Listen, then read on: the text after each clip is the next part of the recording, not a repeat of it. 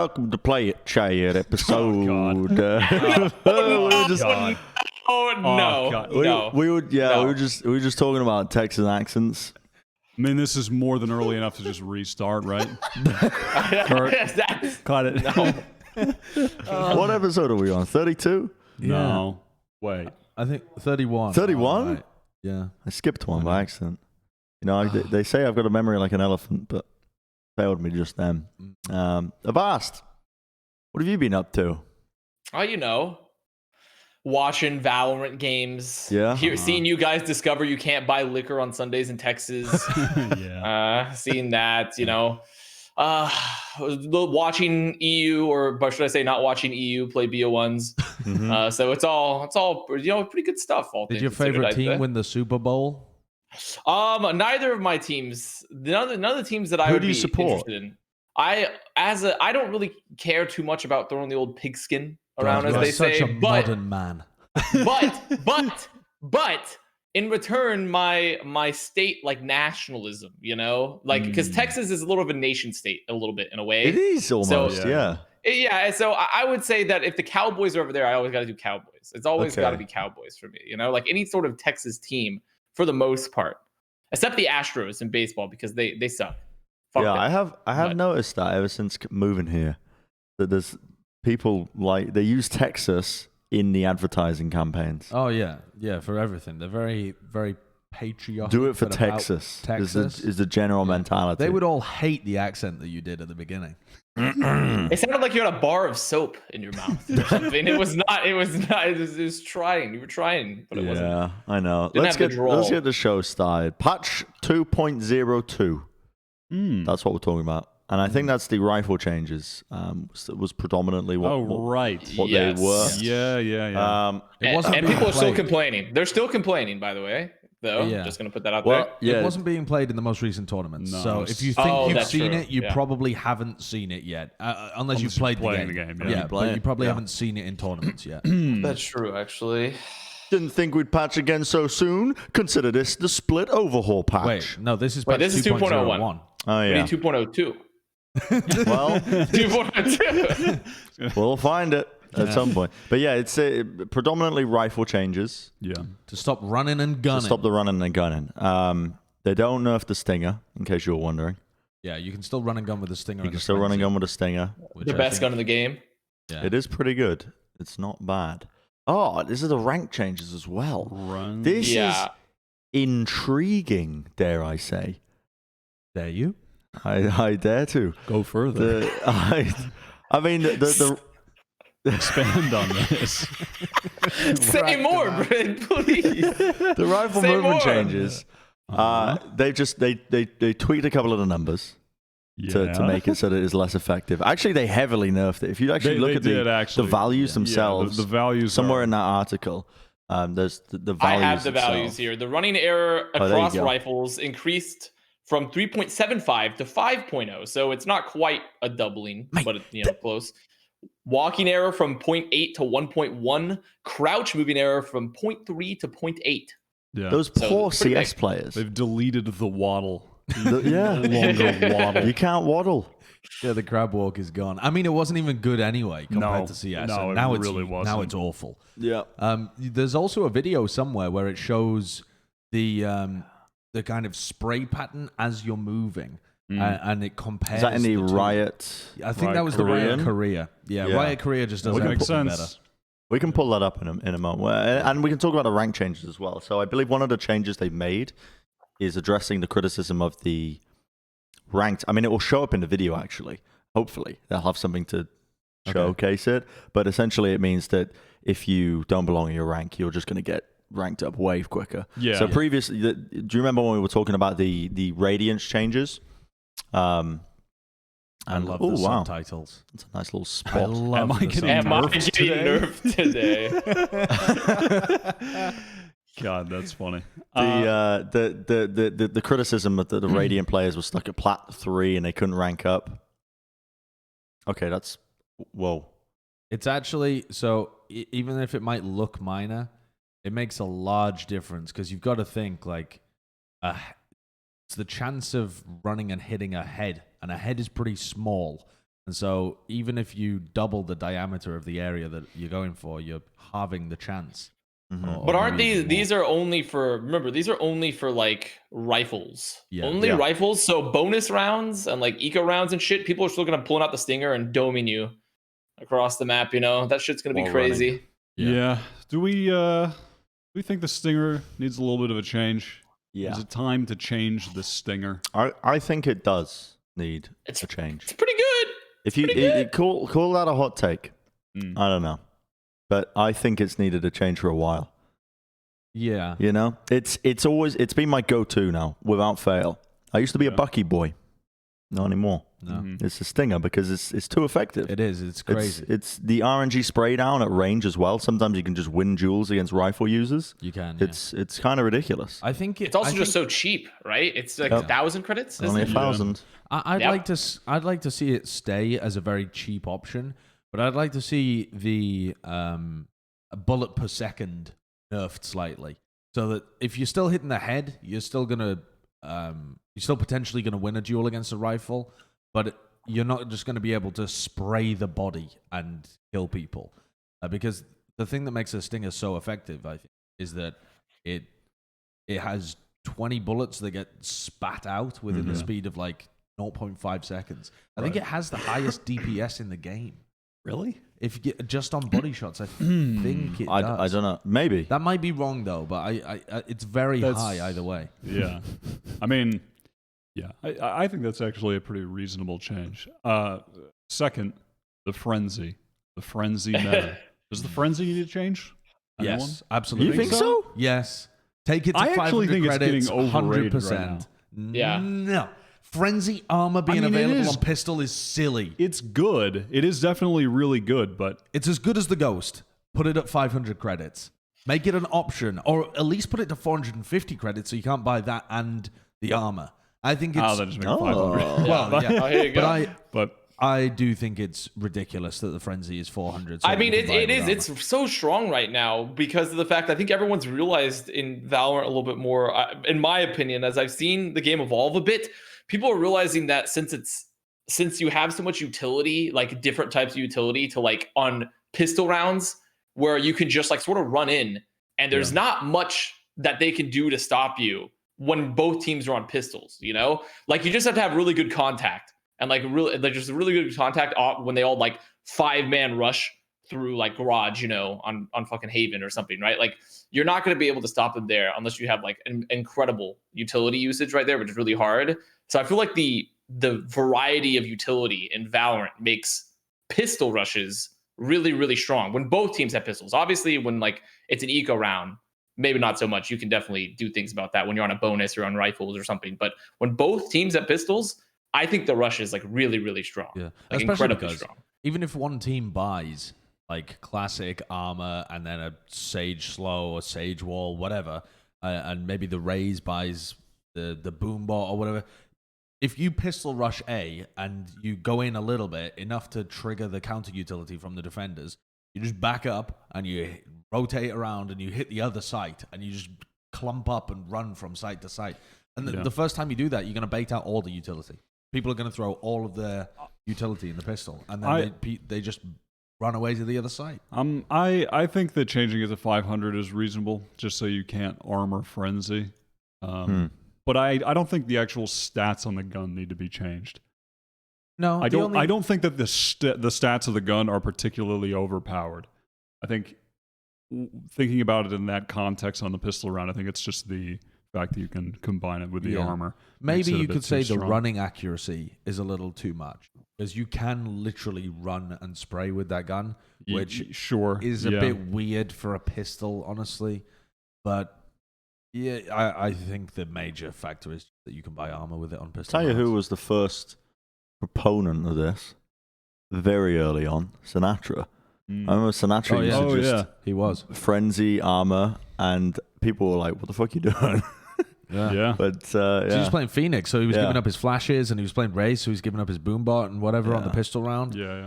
frenzy armor game early on. You know who was the biggest proponent of the Stinger way back in the day? Oh, I know, but I'll let you say. Code 7 with Rob 420 and whoever else was on that team, they were playing the Stinger back in the beta. Every round 2, they'd force up Stinger armor, Stinger light armor, boom, they're in your face. They fed like motherfuckers as well. Like they could have fed an army, but they were on the right track. They were ahead of the meta. Wait a minute. Code 7 had Rob 420? I think you're mistaken. No, you're thinking. I was gonna say you're thinking of Rob Wiz. I'm thinking of Rob Wiz. I could see you were talking to Rob a lot. I mean, I knew you were cooking something up. I knew you were gonna have a line at the end. I mean, just let him run with it. No, let him keep going. I mean, Yeah, I just got confused. I thought that was another nickname of his. You said that the No. other day, Josh, and I was like, "What the fuck? Like, Rob doesn't play fucking Valorant." Because I talk to Rob all the time still. I still talk to Rob 420 I get all those the two time. people twisted up in my head for some reason. I don't know why, but I get. Yeah, I just get their nicknames. Named Rob. Yeah, it could just be the fact that they're named Rob. But is there anything else major in this patch? I mean, they've addressed some of the rank changes that people wanted to see. rank changes. You get to your intended can't, rank faster. You can't 5-stack at Diamond 3 anymore. Oh, What they yeah. found was like it was essentially. I mean, I'm sure they write better justification in this article, but the idea was that when they limited it at Immortal, what you found was that Diamond 3s were 5-stacking and still going up against Immortals. It was like, I guess, providing an advantage Right. to the Diamond players. That does. I like this because now I get to say things like, well, I don't even want to make it to Diamond 3 because I just want to play with my friends. That's why I'm not in Diamond 3. Yeah. That's why I'm a Plat boy. Yeah, that's Good change why all in my of us aren't book. In Diamond 3, I think. Yeah. I do think it's a good change, though. They're making good changes to the ranked system, and people seem to be happier with it than they were in the past. Yeah. So, not too shabby. Ooh, I mean, it did definitely address like some of the issues where people felt like they were playing like this because we had already how they're playing like a cajillion games to get their old MMR, get back to that rating, and so they specifically addressed that, right? About like you get to play less matches now to get back to your rank, and then also, and I guess they added something which I don't know if anyone was even asking for, but it was a good change. Was the pop off elo, you know? When you just dominate, you drop a 30 bomb in your fucking Plat 1 game, and you're like, yes, like let's go, and then you pop off, you go to Diamond 1 pretty soon. Yep. Yeah, I'm a fan of that. That subtitle was incredible. Yeah. As well. I think it was the Sage voice actor doing the line reading as well. Oh, really? I think so, yeah. Which is why they had it as if it was like actually Sage. They always do it as Sage. Yeah, I think that's pretty funny. it is really good, yeah. I like that. Yeah. I think that's very good. The next Do you think topic that we the got- Rex right? Oh, sorry, Bren. Sorry. I was gonna make a stupid joke. I was gonna make a stupid joke. You can say your little my quirky joke. No, one-liner. my joke. Now we've already ruined the flow. We're out of the flow state. We're out of it. We can't say it now. We gotta go. I kind of want to make you say the joke just to make it awkward. Mean, no, just keep going. You can't, don't do that to poor Avast. Look at his little face. Oh, he's upset now. Here's the joke. You want to hear the joke? Here's the joke. So the anyway, joke the is gonna skin be, reviews. You put the stinger on the ground. You know, they're going to put in the next video. The stinger is going to be on the ground. They're going to drop it. It's going to pan in, and then it's going to say in text, am I getting nerfed now? Just like for the Sage earlier. You know, that was going to be the joke. I was going to pose a hypothetical. But, you know, but you see, the flow state's been ruined, and now we've talked over each other like 3 times, and so this whole thing is just fucked. It's just fucked. Let's move on. Yeah, okay. Wonderful. Skin reviews. Call Skin it reviews. callback. This skin review, I think. Skin review! What did you want to review here, Josh? It's a glitch pop. The glitch pop. The new glitch pop skins. They were tearing up socials. They called them People couldn't glitch pop stop talking about it. version 1.1, but all of the social media influencers are calling it 2.0. That's a big controversy. Dude. Yeah. Big controversy. What are we going to refer to it as? Who are we aligned with? I want to get hyped by Riot, so I'm going to call it 1.1. Yeah, I could take I'll take the opposite line then. I'll be the man of the people. Okay. Oh, Play devil's Because advocate. Wyatt wants to remain unemployed, huh? I don't know, Wyatt. Not sure if this is the best move. People say the glitch pop vandal is it doesn't miss. That's what they say. Yo, the So glitch pop Vandal vandal actually doesn't looks incredible in this. I'm not going to lie. I think these are better than the originals. Definitely better than the originals. They've added different color schemes to it. I don't know what they call it in this. They call it chromas in League. But you can change the color scheme. I love these videos they do with them as well. This video style, the art style that they have for the glitch pop skins, bangs. I'd love it if the whole of Valorant was like this. Yeah. Like, what is it? Sentient toast. It's like gunned down. It's like a mad hallucinogenic trip. Yeah, it's very cyberpunky, I guess. It's not really cyberpunky though, because it's like positive. Well, it is. Yeah, though. it's more future. It's like a, but it's poppy. You know, the whole thing. I is don't know glitch what pop. vibe you'd call it. It's glitch pop. It's glitchy pop. It's like cyber pop, you know, versus cyberpunk. Yeah. You know, they're not coming up on the street with their spiked hair and their bomber jackets, you know, but they have robo arms and shit, and they're gonna mug you, right? No, instead they have all those things, but they're also really nice, and they're gonna offer you like a bowl of ramen or something. No, they're gonna offer you a bowl of drugged ramen and then mug you anyway. But they're not gonna do it's glitch pop. They're not mugging people. They're not gonna do it with weapons. They're gonna do it with by blowing your mind, and then when you're just slumped on the floor, just in a seething state of ecstasy, they take all of your stuff anyway. Yeah. It's still a dystopian future. That's exactly, they're just killing you with happiness. That's exactly it's a what the Wyatt marketing team was thinking about. Can we see the new guns? I don't know if there's a good video that showcases the... Didn't we just watch a video? Yeah, but the different color schemes and whatnot. They had the different color schemes there as well. They had like the gold colored one and then some of the other stuff. Yeah. Also... Oh, here we go. And there's there's the new knife. Little tomahawk action. That's not as good as the other knife. I kind of like it, actually. Does it come with different color schemes? So that's one thing I don't know. The thing is, that's not as good as the old glitch pop knife. The old glitch pop knife, very clean, very nice. I mean, not so much clean, I like both of them, but it's actually. Yeah, it's just. Both of them are pretty alright. These aren't like a legendary skin, right? These aren't like the $1 packs, right? These are like a. Don't think so. Oh, I don't know. I don't think they are. I don't pay attention to the prices because I have no intention of buying them anyway. Dude, there are people. I think it was like one of the XSET guys. Was it Weeded or something that said he'd spent like $3,500 so far on skins? How? God, I feel like they haven't even released $3,500 in skins. Well, I don't know. I don't know. I think maybe across multiple accounts potentially. What? Has Weeded spent all of his lifetime earnings in Valorant on the skins? I'm just telling you, I'm pretty sure it's Weeded. It was one of the guys from XSET, and then maybe one from BBG as well. But is he trying to start like a perpetual energy system where all of the income he receives goes back into the game in the hopes of... That's good money. That's good. That's smart money right there. That means Riot essentially made a company store, and then the players are like, they go to the commissary to spend their company dollars, right? And that way, they're essentially just back in the Gilded Era. You know, they're just back in the Gilded Era. They're going to be recycling company money in the company store. That's a smart move. It's like the American Christian seeding philosophy, where it's like, oh yes, I shall donate to Valorant in the hopes that I will receive further bounties in the future from organizations. I got scammed in RuneScape from that. From what? That concept. From what? That system. The concept. There was a scam in RuneScape, and I was like 11 at the time, and it was called the Trust Game, and you would. You would follow somebody into this house, and they would gather a bunch of people, and then this is already ominous. The start of this is an ominous start to a story for a young before child. We even get to what happened, how do they gather the people? What enticed you in to follow this man? So they would go around Varrock, and they would shout. They would say drop party here, or like trust game / drop party here, and I would see it's like the hive mind effect. This taught me the hive mind effect at a young age, because I saw a bunch of people following them, like a huge amount of people following them, and I was like, well, it must be true. So I followed them, got suckered into this pyramid scheme-esque scam.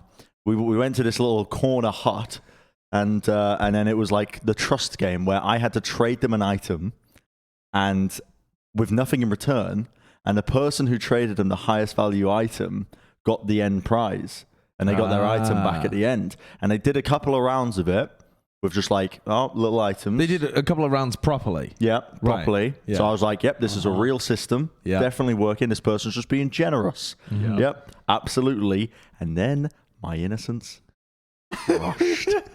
My naivety crushed as they stole my rune-full helmet. So they were just baiting you into eventually donating something. Yep. And then they took my rune-full helmet, and I fucking cried all night. Because Oh no. I worked so hard to get that rune full helm, and it was taken away from me. But now you know not to do is so stuff like that. sad. Not to go Yeah. into strangers' homes and empty out your pockets. It you did. know? It taught Now me. you know. It taught me some valuable life lessons. Do you think all Before the you other were doing people it. following them were in on the scam? I think some of them were. Yeah, Yeah. surely Yeah. there had to be at least 2 I think people some of them in were. on the scam. Because- And- You just got to keep the ball. You get the ball rolling, right? With people, yeah. yeah. and then you just need some at the beginning. But yeah, That is Wow. tragic. yeah. So that's Absolutely anyway. What the tragic. fuck So is going on? we buy We were these. doing skins, and then we've gone all the way down to literally just bold-faced stealing. So sorry, Riot. Like I don't know. Like we've gone from skin review to just actual theft of people's like money and things. So I mean, what does that mean? I don't know. Well, I will that's not be why- buying these yeah, skins. That's why Riot will not be adding a trading system to the game. Yeah. essentially. Yeah. I'm not buying these skins. No? I'll tell you No. why. Okay. Why? Because that seems to be the highest rarity as well. I think. No, it's second highest. What's the highest? The I red one? think, right? Is the red They're one the kind of good highest? looking. I thought so. I won't be buying these Okay. Okay. because I'm waiting for the Prism Vandal to get back in the store. Mm. I think I aim better with the Prism Vandal. I don't know if you guys agree. It's the I- laser one. I makes a haven't difference. seen you play with the Prism Vandal, You so know I don't the- know. I don't have yeah. the info. Whenever I pick it up, I feel like I can beam. Uh-huh. Oh, I do like these skins, and also the animation as you pull the gun out, it like the gun itself glitches, which I think is very cool. There's one or two colorways that I like. I don't like this one so much, the default, like the purple blue, but it's like the red one, the like reddish one, the gold one. like Here we those. go. I haven't really Yes. seen these. Yeah, I think that one. I like that one. That one's nice. That's a good color. I prefer Yeah. the blue ones. Yeah. You know, they won't Well- add a trading system, but what if they add the trust drop system where everyone enters into a lobby and they drop their highest rated guns, you know, and then whoever donates the highest one, they get it back or something like that. I Or like they- it. I like it. Oh, what if- yeah. what if they- so it's not quite trading, but it's sort of trading. I think we did be down for that. We could get him involved. Mhm. So I don't like that idea. No? Something subconsciously turns me away from it. Yeah. Oh, they've got the Oh, gold yeah, ones go afterwards to the as end well. there, Kurt. Yeah, Like, there's that is cool. There's the gold. Wait a second. I Coming like up. that operator. Any second now. Are these a different Ooh. legendary status or something? The different. So you can spend your Radianite points Wait, the to unlock smoke the coming color out of it scheme. when he shoots it. I Dude, this quite like realism this. is insane. This is insane realism. It's kind of cool. God. It looks nice. Dude, these I graphics think are it about looks to nice. crisis. The gold ones look the best actually out of all of them, in my opinion. I like these gold ones a Yeah, lot. I do agree. Yeah, I like the gold one and I like the reddish one before. I mean, listen, I'm not going to literally buy them, but would I buy them? What was that look, Avast? Was that- I was trying to figure out where we were gonna go, like with this. Like, I'm not gonna literally buy them. I Yeah, will I'm not- steal them, but like, I mean, I don't know. I'm not. No, oh, no.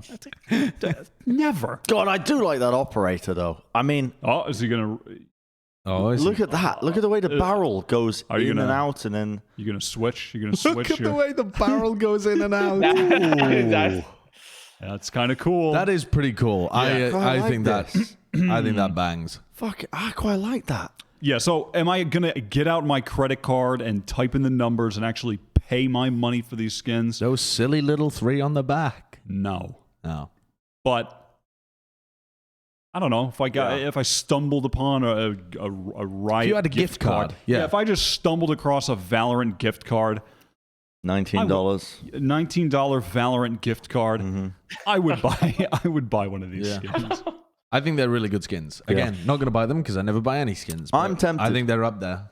Yeah, I'm tempted. I got a lot of Riot bucks just lying Yeah, around. Really? I spent a lot of money at the start in the beta when you got the bonus back. I'm a sucker for any sort of deal.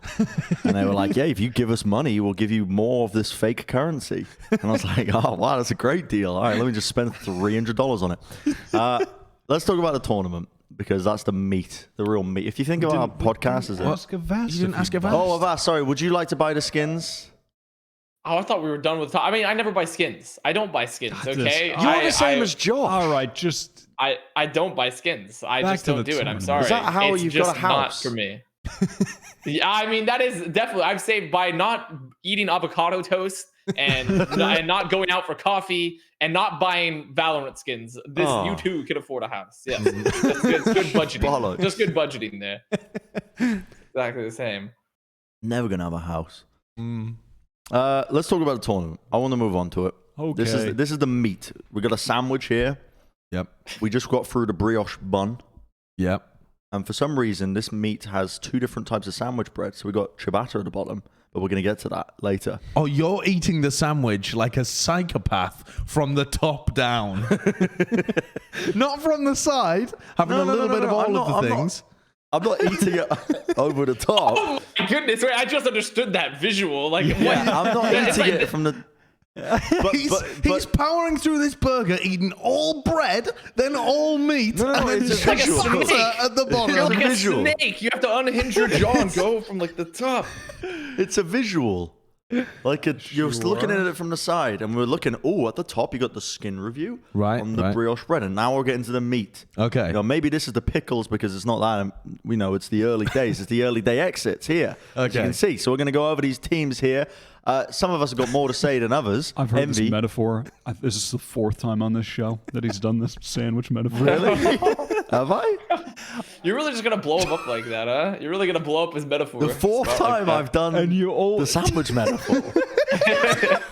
and it always starts with, look, you got a brioche bun.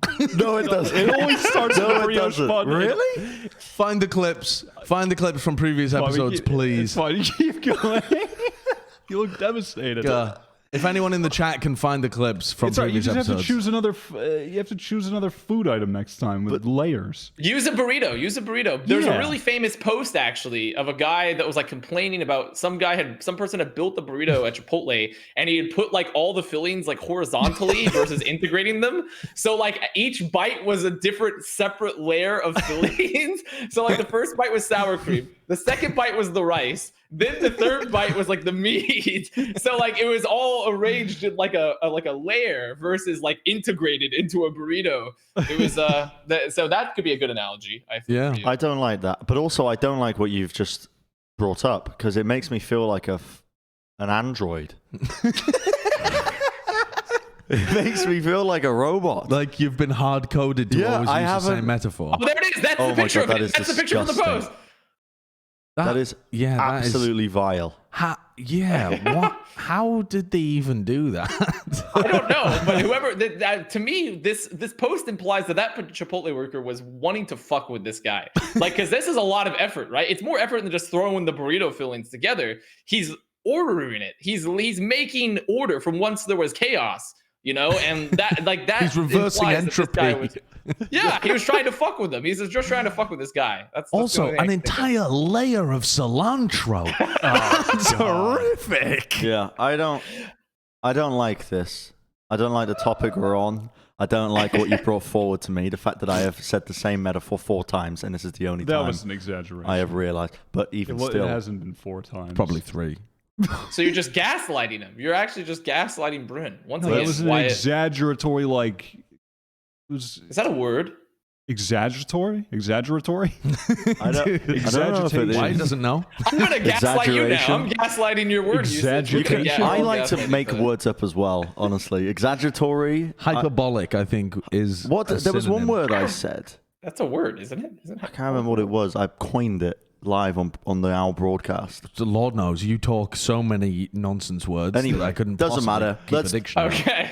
We were just getting mentally boomed on this segue. The tournament. Envy is what we're going to start with. We're going to work through the teams one after the other. Okay, we got limited time. We have to go in 20 minutes. So that's a lie. We don't have to. We don't have to go in 20 minutes. Not true. We have a lot of time.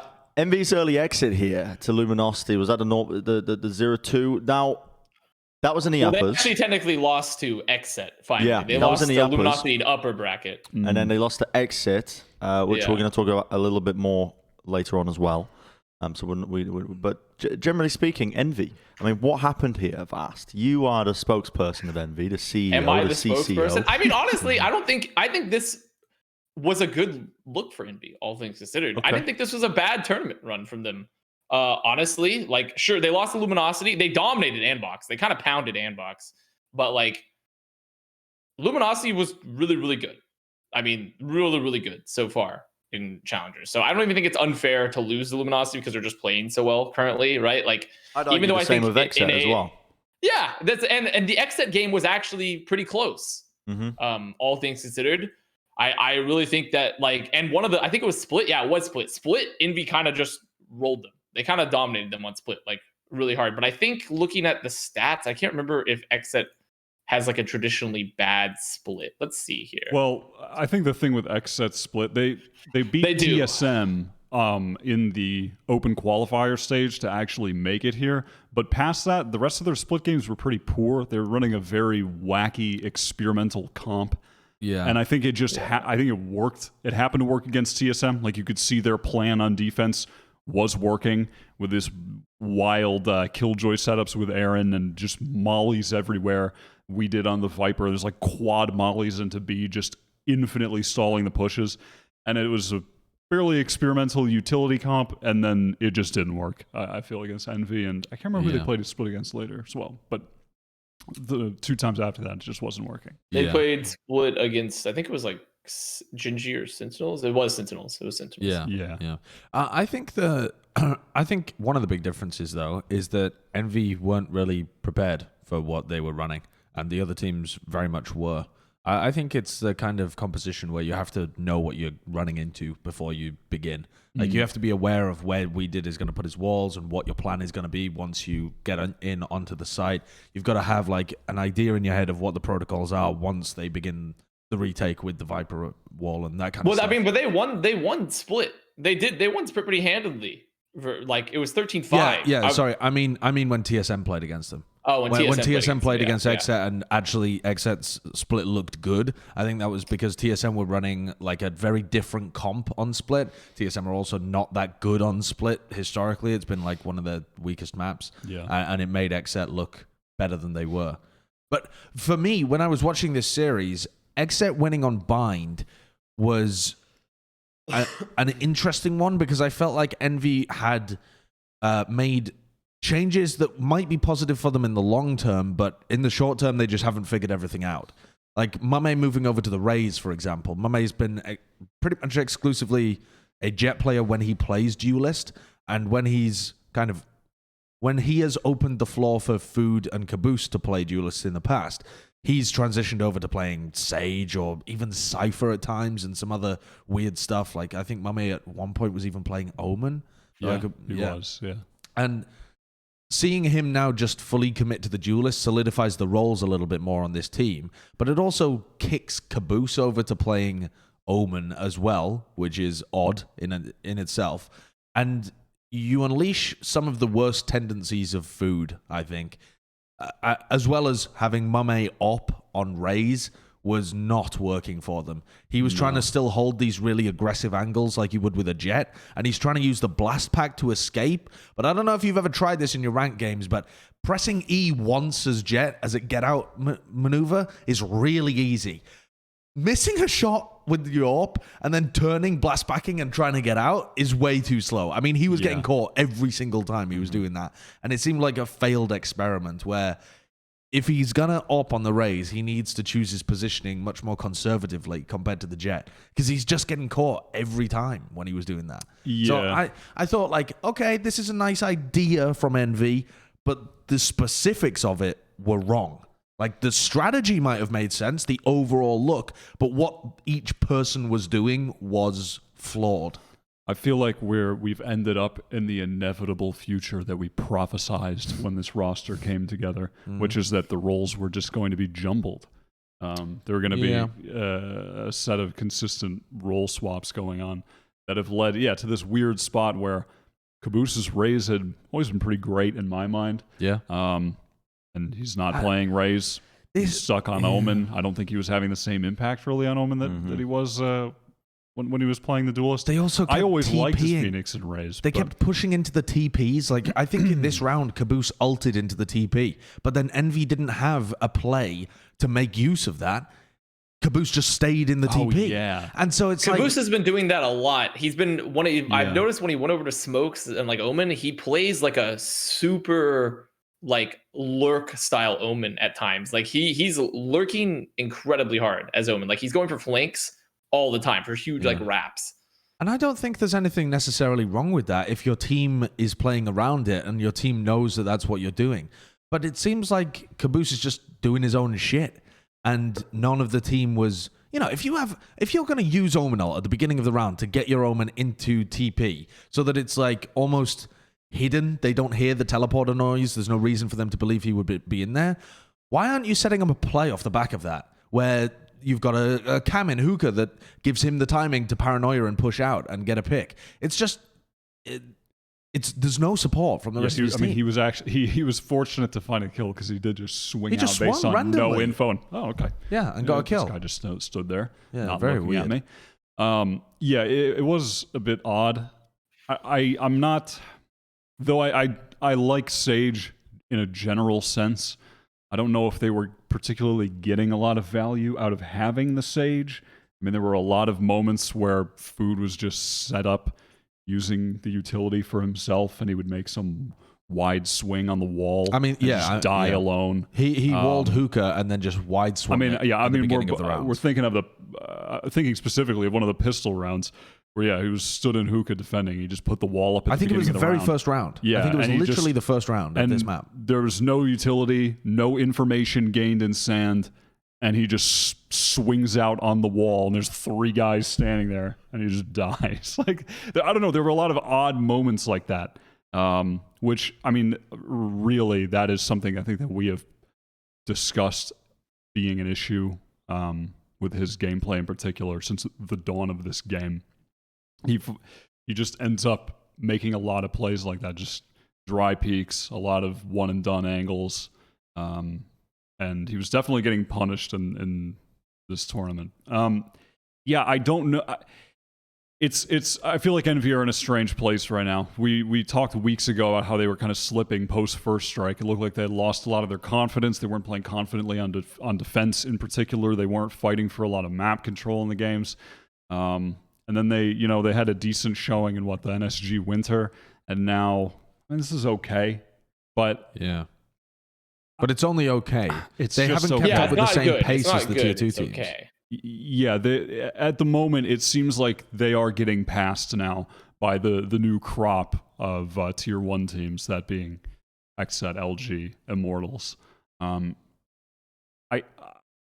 don't know what the solution is for them at this point to improve, aside from, I feel, figuring something out with the roles, because while this was something new, and I appreciate them trying something new, I don't think this was it. I'm kind of fine with the roles. I think I think you're always going to have an issue on this team because you have 3 people that want to play duelists. You have Mame, you have Food, and you have Caboose. And while they do play some of the other agents, they are primarily at their best when they're playing that. So whatever way you smush that around, you're going to have issues. So unless you're committed to making a roster move to fix that, this is a fair way of doing it. Having Food on the Sage where he can take more duels, but he needs to pick his timings way better. But I think these kind of things will come with time. Like, I don't want to mess with the overarching strategy of Envy too much. I just want you need to be coaching the players to make better decisions in the game here, I think. And I know that Envy have been trialing a bunch of coaches recently. And I think that you've got to look at like how Caboose, Food, and Mame are actually using their agents and fitting into the larger strategy for a round. And there was none of that happening on Blind. It was just a mess. Like, everyone just going for individual plays. Interesting. I think it's a long-term build for Envy. What? Like, they'll have time. The thing is, do they have time? Is what I was thinking just a moment ago. Because this tournament, the Challengers 1, it feeds into Challengers 2 in terms of the top 4 teams. Yeah. They don't have to go through that bracket. But like, they don't have much time leading from now until Challengers 2. No. It's not much time at all. Like, when are these teams actually going to have an opportunity to retool if they need to, if they think that's the right approach? I think for a team like Envy, it's going to be just progress over each tournament where they're going to slowly develop this stuff. And I think that even if they don't make it for this first iteration of Challengers, even if they miss out on Challengers finals or Masters or whatever the heck is going on with the format now, 2 months down the road, there's another opportunity, or is it 3 months down the road, something like that? And they could. It's a point system for 2021. Yeah, in theory, there's plenty of time. Yeah. Yeah. I mean, you're in a better position than TSM or 100 Thieves are right now. Yeah. Well, yeah, but they're going to have to compete against those teams in this next qualifier. It doesn't mean anything for the next qualifier, but you did better than them this time around. So if you can stay a little bit ahead of the pack, I honestly, I do. It's all still winnable. I do wonder how these rules would have worked out, but just actually switching Mummy and Caboose, because I actually thought Mummy's Omen was pretty damn good when he was on it, and I think that Caboose, at least based on what we saw in this tournament, is a more comfortable raise. I wonder if that might just be Caboose, I know from talking to Caboose himself wanted to move to Omen. Oh, really? So like they proposed, like they brought up, they discussed the idea, and he's like, yeah, I'm going to try smokes. I want to smoke. Not I want to smoke. Kids don't smoke. He wanted to be on smokes and play Omen specifically, because I think he felt that he could use it, because I mean, just looking at his play style, I think he feels like he's going to take his duelist approach and kind of be more dynamic with Omen than some Omens are, because like there are some Omens where they kind of just play that supportive like style, and they're setting up the entry, and they're setting up the side hit and like the flashes for the pair, and then they just like play behind an entry and stuff, right? But I feel like Caboose has taken his experience with duelist and applying it to Omen pretty heavily. So in terms of like how he's playing it, the agent. So I do think that like he himself wanted to do it to maybe force them, maybe not force, but just give them a little bit of extra like dynamic play, because he felt like maybe they were playing too static before, which I think at times is a fair criticism. Like way early on when they had that game, that really famous, it was like an Ascent game, I think, where they were like saving for like 6 rounds in a row or something. I can't remember who they were playing, but I do feel like they needed like a push to be, a little bit more proactive and, take that map control. Maybe Caboose is like thinking his swap is going to be the one to do it. Mm-hmm. Yeah. The other teams, if you allow me to move on. Oh, please. Yeah. I felt like you were about to make a very, I don't know. No. You were going to make a point, and I just came in, I was like, the other team. And then you were like, ooh. No, go for it. He's just interrupted me. No, Envy has been closed. The door is closed. I have closed the Envy door. That's right. I'm the fucking leader of this ship. Okay? He's taking control back. I don't want to hear anything else otherwise. All right? NRG, Gen.G, and Andbox are the other teams. We'll start with NRG discussing this team, because they had the earliest exit, I think, out of all of these teams. They just got rolled through into the upper bracket and into the lower bracket. Once by Gen.G, the second time by Gen.G. They lost. Oh no, not they lost to Gen.G again. The upper bracket was Gen.G. I can't remember. No, who was it? They lost to XSET, I think. But in terms XSET, of they did. Oh wait, I was thinking of the qual. My bad. I was thinking of okay. God bless Daps, because he brought up this interesting topic of the mechanical skill being lower in this game, and then Twitch chat proceeded to meme on him hard as he got annihilated in this tournament. And his Twitch chat just spamming, if only the mechanical skill was higher, NRG would have gone further. And it's like, especially didn't help because he was like bottom fragging or close to bottom fragging on their matches. Utterly missing the point of what Dabs is saying, but also quite funny. So I'll give him a pass on that one. Yeah. What do we make of NRG as a team then? I mean, I'll tell you what, I was watching Shanks play Yoru. Yeah. And it's quite horrific. There were some things that he was doing that were quite nice. Okay. Like what? Like what? Let me think. So in one of the rounds, I don't know why he didn't do it on the regular, but in one of the rounds he had his feet. I don't even know what those abilities are called, like the fake footsteps. Little steppy steps. Yeah, he set called them the fake out or something? I think he set them up at the beginning of Hookah. And when... Who were they even playing against? I guess it was Gen.G, so I think it was Sean, actually. I think Sean was on the Raze. And sorry, go ahead. As Sean sent the boombot up towards Hookah, he just activates the footsteps and they get taken away. And that meant that Sean couldn't really fight for control over Hookah at any point during the game. So it locked them out from that area. And then a lot of other stuff he was doing was just useless. And the guy basically didn't use his flashes at any point during the game either. But there were some decent thoughts about what to do with the with the teleporter. Like they were trying to stack at the beginning of A lot and throw the teleporter towards B, but then Shanks spent so long at A without showing himself that the teleporter just expired.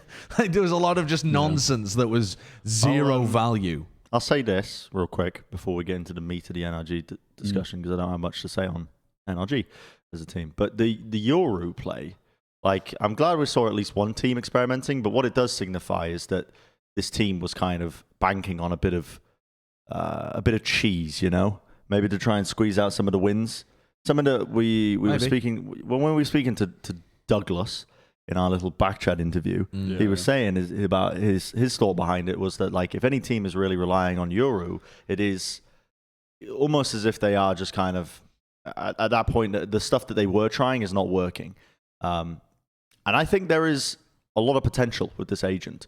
Of the times that we've spoken to Sean as well, Sean has just been one-tricking him endlessly. There's a ton of potential that we haven't yet discovered, and the biggest thing that you pointed out was the kind of the counteracting of utility with the boombot, which is pretty massive. If you have a good read on where, given how much Raze is being played, if you have a good read in terms of how they're trying to play with the boombot and what area they're trying to take, just being able to completely negate out the utility like that is pretty large. It is pretty big. Yeah. It's pretty large. They only played Yoru for like one of the maps though. One of the matches, I should say. They didn't play it versus they in the lower. switched. I mean, after they lost to Gen.G for the second game against XSET, they switched the Yoru and they switched the what was it, the Killjoy as well, I think, because they had infinite move over to Sky. Yeah, he was on Killjoy first. They had infinite move over to Sky, and Shanks just moved back to Jett. Yeah. So permajet. They felt at least that there were consequences, negative consequences from picking those agents in this game that resulted in the loss, at least enough so to switch it for the next game, and didn't make a difference. Didn't make a difference. They were just I don't know. This NRG team is really struggling to me, and I know they made top 8 here, but the qualifying bracket was relatively easy.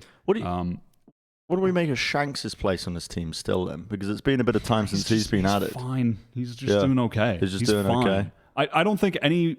I mean, the clear outlier on this team is still EU. I mean, who is taking a break, by the way? Yeah, from NRG. EU's taking a break. Oh, really? When did you say that? Yeah, due to health reasons. So, wish him the best for sure.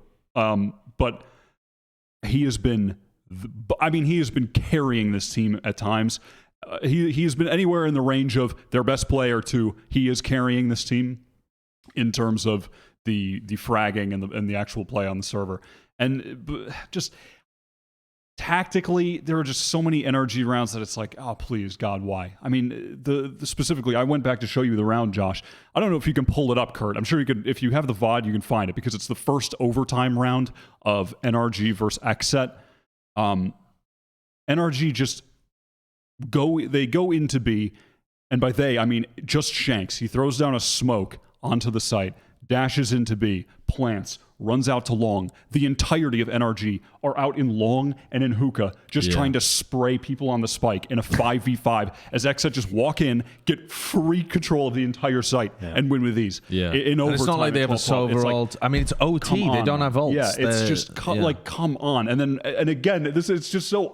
the irony is abundant, given what we were talking about last week, and Josh's point of like, of course the game is random when you're doing shit like this because you're just spraying through smokes.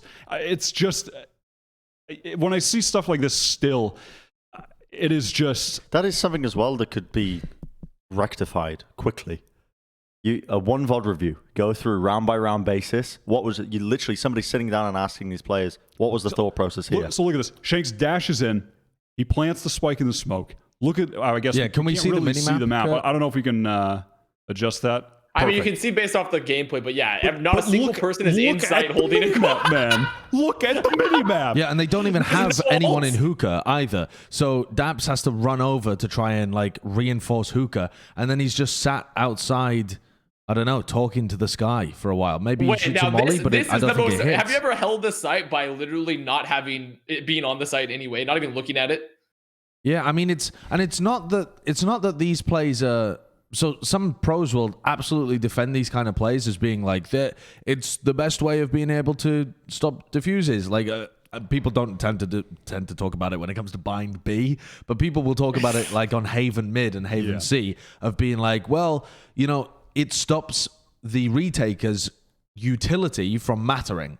Because if you're in the site, you're going to get hit by paranoias and by drones and recons and this kind of stuff. It's very difficult. So we play safe and we spam the spike.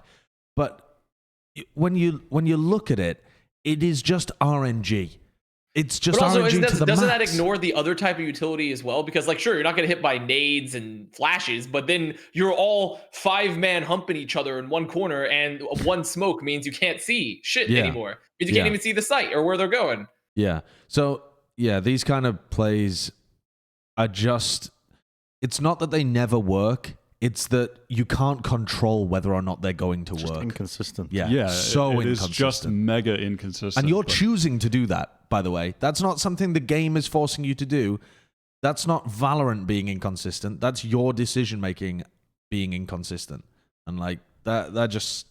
It just sucks to watch, man. And also, I was feeling relatively good about NRG in previous weeks. I was like, hey, they got the role sorted out. Mm-hmm. They're looking like they're on the come up. They're doing okay. But when you contrast them to Immortals, LG, and XSET, who were all in very similar positions to NRG and have made radical, enormous improvements on their fundamentals, on their teamwork, on their just overall defaulting, and in some levels their strategy too. It just makes you look at teams like NRG and go, well, what the fuck are you even doing? Like, you're making progress, but it's so slow that you're getting overtaken by a crop of teams that are skilled and much better than you guys are fundamentally.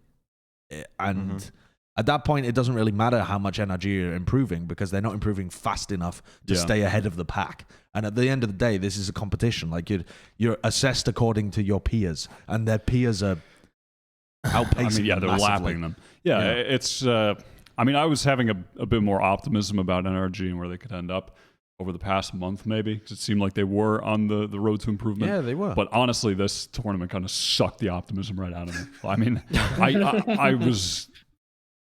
I was just disappointed because I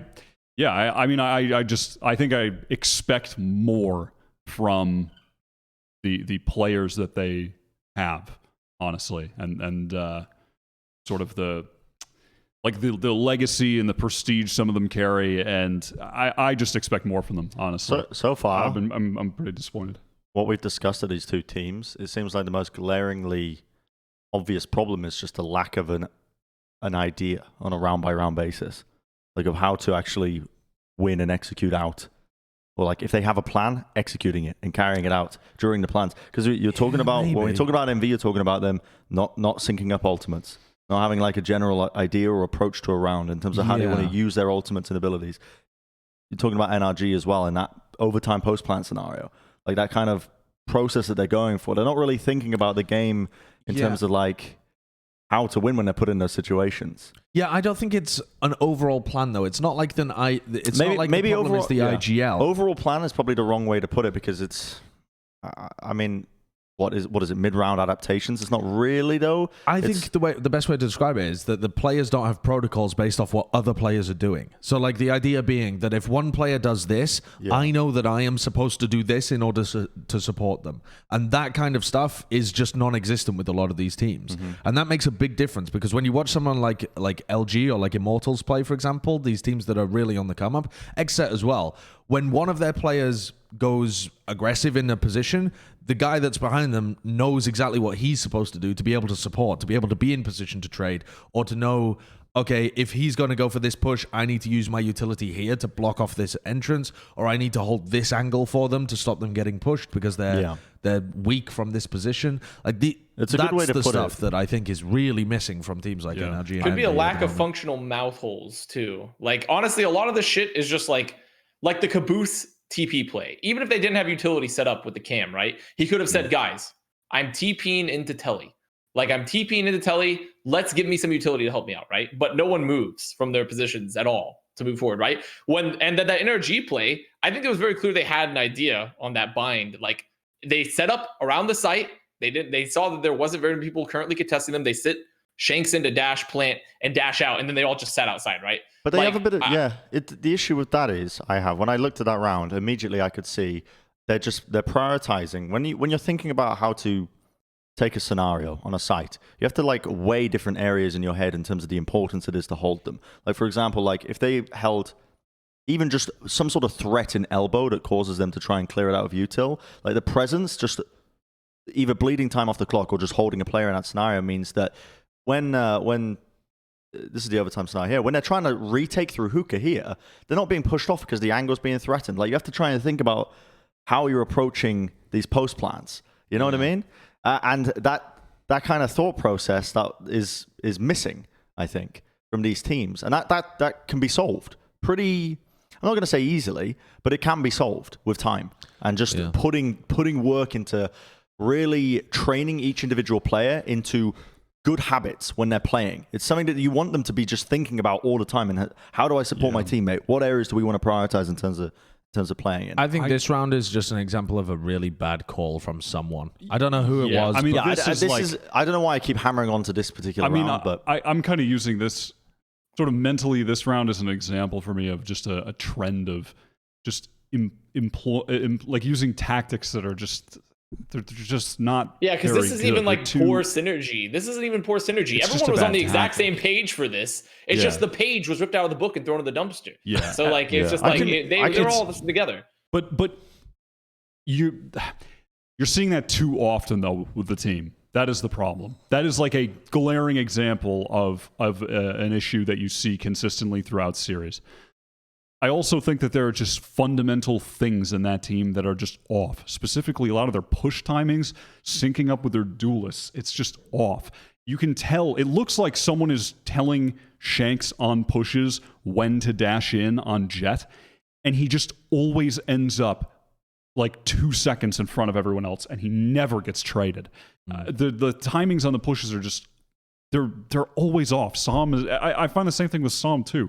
There's so many moments. The dude plays the game as if he has an aimbot. Like he can just run around and take every duel, and he's just going to kill everyone all the time. He's just pushing everything. Oh, someone's going to peek me, or if someone's coming around the corner, I'm going to go into them. I'm peeking everyone. He plays mega aggro, and there's just such little trading for him and Shanks and a lot of these pushes.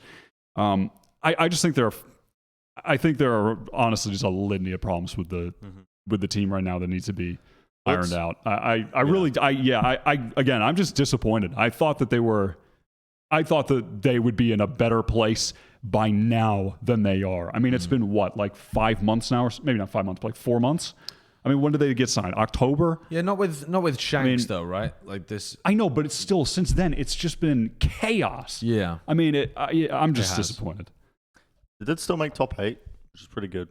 Yeah. But even still, I see where you're coming from. They're a solid tier 2 team right now. Yeah. But they don't look like they're cracking tier 1 anytime soon.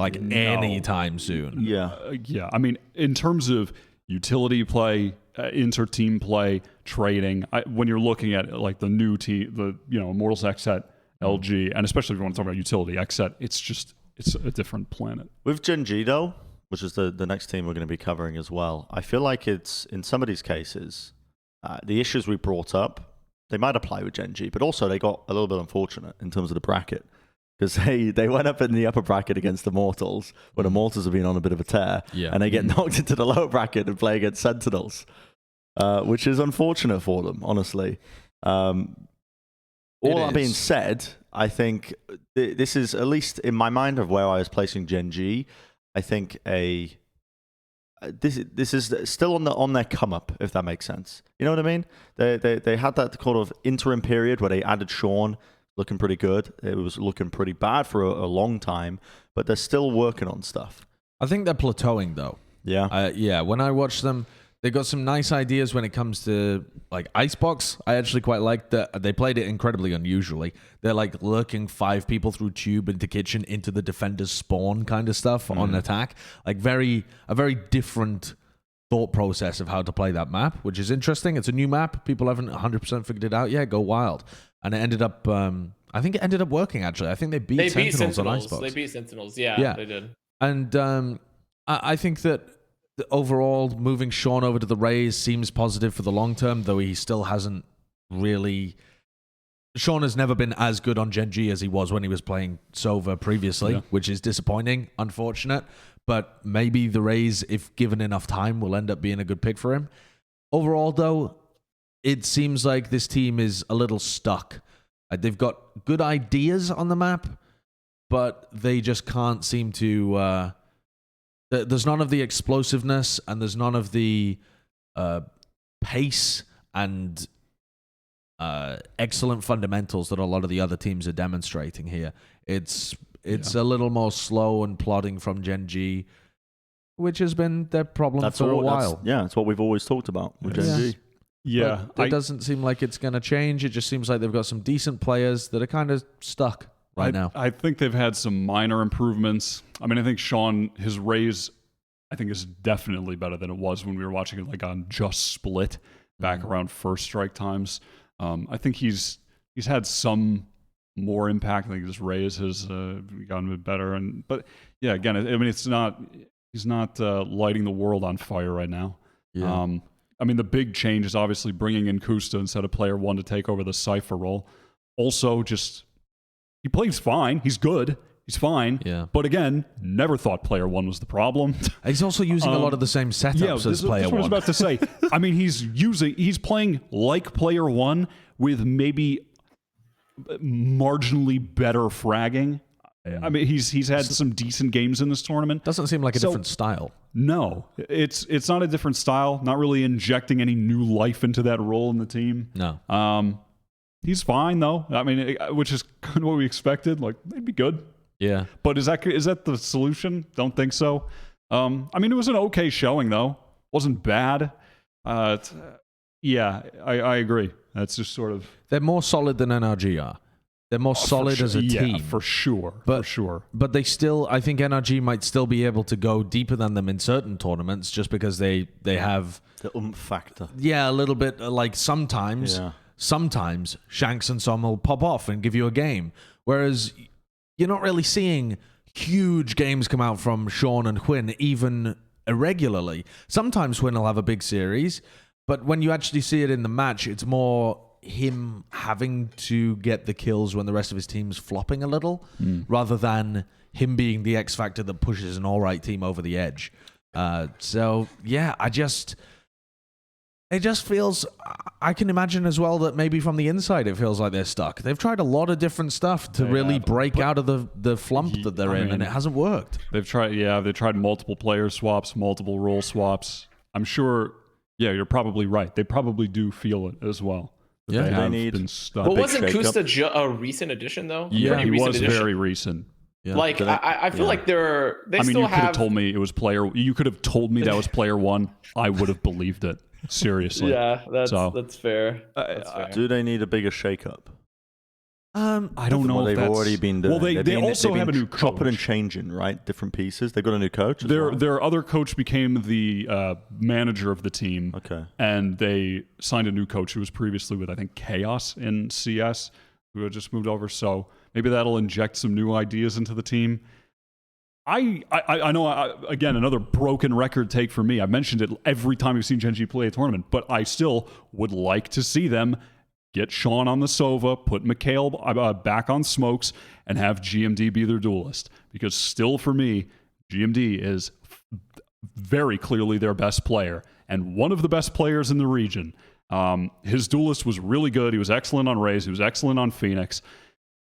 I would really like to see him playing a lot of Raze for this team, get Sean back on the roll, where at least from the outside looking in, his best performances were always on Sova. They were, and they still are. He has played more duelists now than he ever played Sova. Yet his best games were still from back when he was playing Sova. So listen, I understand that. I guess supposedly he wants to be playing duelists. That was a decision he made. But I think this might need to be where a coach or someone else says, yeah, we got to try this. Yeah. I mean, maybe they have tried it in scrims and it hasn't worked out or something. You know, there might be stuff going on behind the scenes in that way. Yeah. But it seems from our point of view, being unaware of that stuff, that it seems like a guy with a huge amount of potential that has been hampered by the role he wants to play. That's what it feels like. He's just not a duelist. When you watch him, he's not an aggressive player with like the killer instinct. No. That's just not him. He is a more passive player that is incredibly skilled. He has excellent mechanics. He has an excellent sense for the game. He's great in clutch situations, but he is not like the killer instinct duelist who is running in, finding you an insane entry. No. He doesn't do that. So I feel like they should maybe, I mean, honestly, even if they did try that briefly or something in scrims and it wasn't working, you might want to go back and try it again. To play devil's advocate to that idea, though, as well, is that I'd rather him, if he's playing that duelist role, I want him to be playing the kind of flow and style that the team plays. I don't want a Shanks situation where Shanks was coming in and he was so drastically out of sync with the rest of his team when he was playing that duelist role. What a round. Yeah. You know what I mean? Like, I can definitely see a scenario where Sean, maybe he can adapt his play style to play a little bit faster. Like, the biggest criticism we've always had of Gen.G is they don't have players that can, be that the spearhead in a round that just wins a round outright, maybe like a 2v5 scenario that clutches, But I can definitely see a world in which Sean has come into this team and he is immediately adapted to the flow and style and speed at which Gen.G want to play, which is like this slow, disciplined style. And maybe that's one of the things that's holding them back. Maybe it is just an overarching shakeup of the identity of this team needs to change. Maybe, but at that point, in order to change stuff like that, you almost have to kill the team and totally rebuild. And I hate advocating for that kind of stuff because it's you only do that when you've tried everything else. The lazy way out. Yeah, and it's a bit of like the easy way out, but also it's just you're just throwing in the towel at that point, and that isn't a decision that I think you can say. I don't know. It's hard to tell when the right timing for that is when you're completely on the outside. Yeah. Like if you're in the team and you're the coach of the team, you know which things you've tried in scrims and you know which things you haven't tried. Mm-hmm. From the outside, you can only see what they've done in matches, and you don't know exactly how much experimentation they've done. It could be that there's a long list of things that they haven't tried yet that might fix Gen.G, and blowing it up right now doesn't make any sense. Or that might be the only answer. I think it's very hard to say from the outside right now. I feel like they still have more they can try. What's been frustrating for me watching this team is that I have never had a problem with any of the players they've had at any point. I think all the players they've had are good. There's no dud player on this team. They're all good. And player 1 and Effie's were both good, and now they're playing on another team and still playing well. God, this play was so nasty. This was, by the way. I mean, there was like so many good plays during this Icebox. But my problem with Hwin doing this kind of stuff is Hwin, when he makes these incredible plays and when he looks like he has amazing games, is the only person on the team that's doing anything. And the rest of their team doesn't change it up. It's like Hwin just decides in his head, well, fuck it, this isn't working. I might as well go for some dumb shit and see if it works. Yeah. But it's not like the rest of the team comes with him and makes use of the space that he creates. No. It's just Hwin gets his team a player advantage and then hopes to God the rest of them can close it out. Yeah, he absolutely has some like scream games where he's just finding all of the picks. Yeah, in terms of the style, if not the skill. I mean, in terms of like when you see that scream flip, like the switch flips where Screams is like, I must kill to win game. And then Hwin does the same thing. Like he must simply get kills to win. This is the only way. Yeah. He will have those games. But Sean, it's always, I swear it's always Sean as well, who is second in, is like so far behind, man. They're just they're so slow to capitalize off what he does for the team. But also, I don't think he does it with enough consistency. But then where do you draw the line with he needs to find 7 entries on every dash he does into a site. That can't be the answer. Is not supporting him enough, so he'll have games where he's like, I mean, Hwin is one of the only Jets you'll see who has games that are, if you were just looking at the stats, it looks like it's an absolute dud. But if you watch the game, he is like dashing in over and over, just trying to create space, and he'll find like a 1-for-1 on attack. Yeah, and his team is just not doing that could be a stuff mixed problem though, right? Because I feel like a lot of these issues for a lot of teams that are struggling right now could be just as much blamed on just poor communication between the players, right? Like Hwin could be bad at communicating what he's going to do right there, right? When he popped the knives and he went down through tube, he might not have said anything until after the play was already done, right? Definitely. He might not have said like, hey, I'm going to go through tube, right? How is your team going to support you? Are they gonna fucking like travel at light speed to your to your location? Probably not. If you don't know like what the play is about to be, right? It could also be that Wynn did say that he screamed to his team, guys, I'm about to big dick it, and then everyone is like tippy tapping, like running with very small movements over there. I don't know, but that's so hard to choose like from the outside, like what they're gonna do, right? Because like to me, you can see clear distinctions between like there's something that breaks down communication, right? Like going back to our previous examples, when Caboose tellied into teleporter on bind and no one was there, to me that's like poor communication, more than likely on Caboose's part, like saying like, hey, I'm gonna go to TP, and like like this, someone would have just said like, hey, come support me, come give me some utility so I know when to swing, right? That seems like poor communication. But then for the other bind example, when we see NRG 5 stacking out on their pretty much in their spawn to hold their post plant, like that seems everyone knows what's going on. They just did it poorly, right?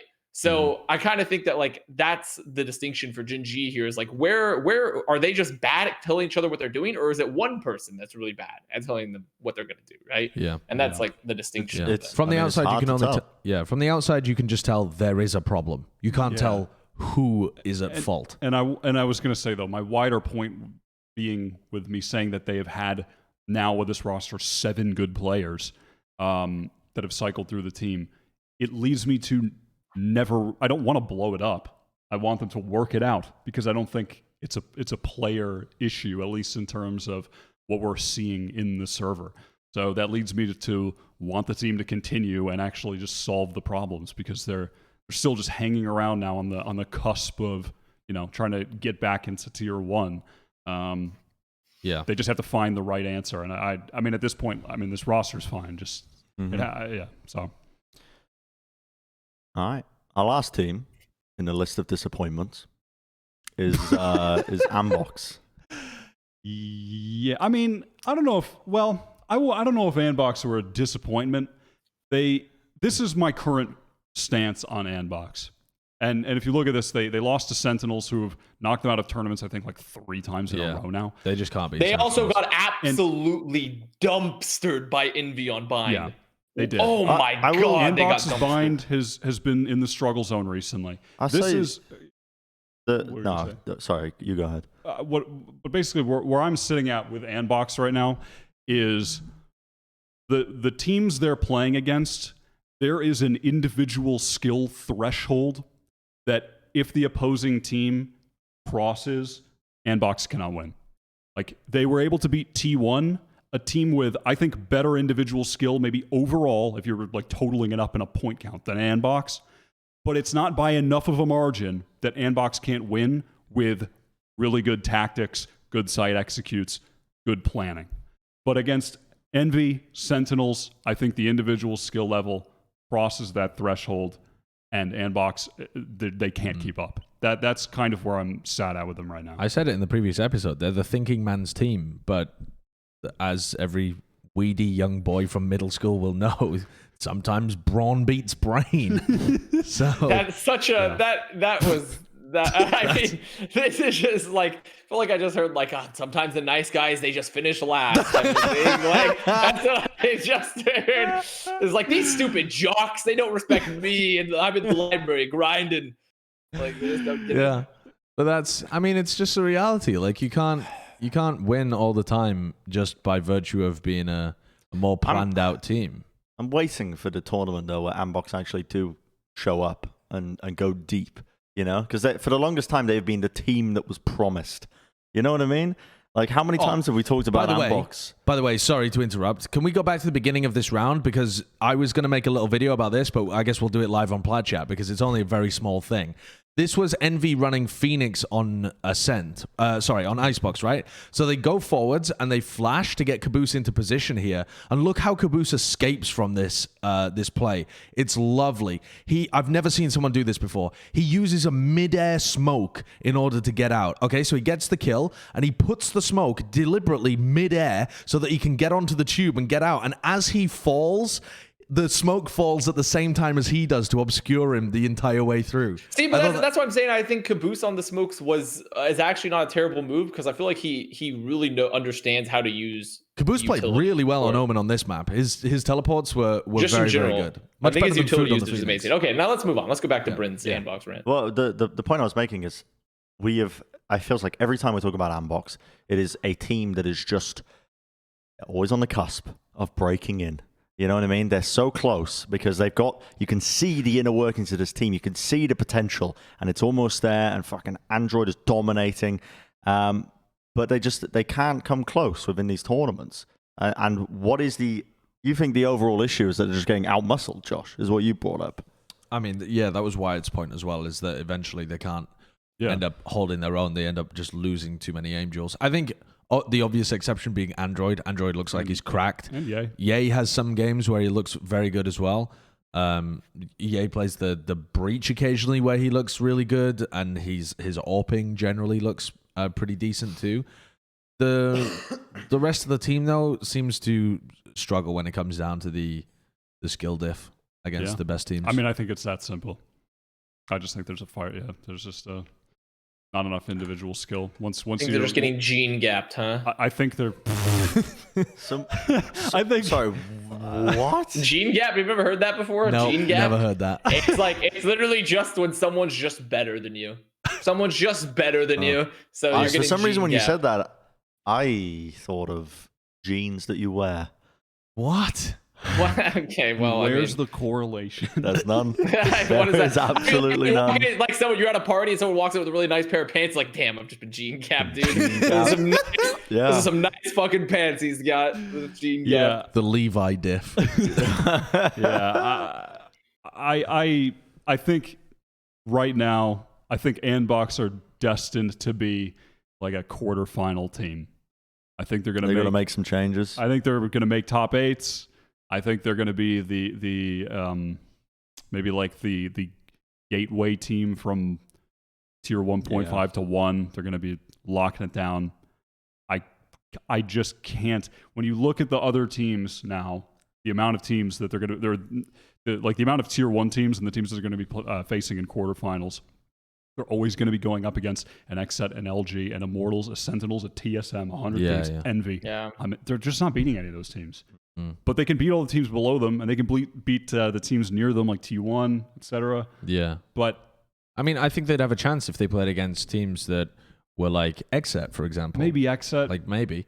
But yeah, the firepower ends up being a bit too big. I think something they could work on as well, though, is just being in position to support Android and Ye every single time. Like if these three of Boy, Seb, and Poach are going to be, lacking a little bit when it comes down to taking the aim duels, just try and be in position to trade out mega effectively. And that's one way to try and mitigate the firepower difference a little bit. I mean, just really focusing on being in the perfect position to support the better fraggers. Yeah, I mean, on some maps, I wonder if maybe they should attempt to give them, what Sliggy was talking about, give them a bit more of like the scream treatment. Like, no, Android, you're going to drop 70 on this map. We're just going to run more breach. Just give them more utility for Android and Ye to just pop harder. I don't know. Intriguing. Yeah. I mean, still, it was, they made top 8. They did make top 8. That's the one. That's good. It's the one thing about all these teams we're discussing is they did make it in. Yeah, and Andbox had there are some teams that did not, though. So we're really hard on these teams, but I feel like they actually, all things, especially Gen.G. Even though we already did our daily Gen.G rant, are they good? Are they bad? Do we need to get rid of this team? We've already done this. We do this every time. But I was still pretty impressed with Gen.G's. Feel like they're coming up a little bit in this tournament. They still didn't perform amazing. They didn't perform well, but.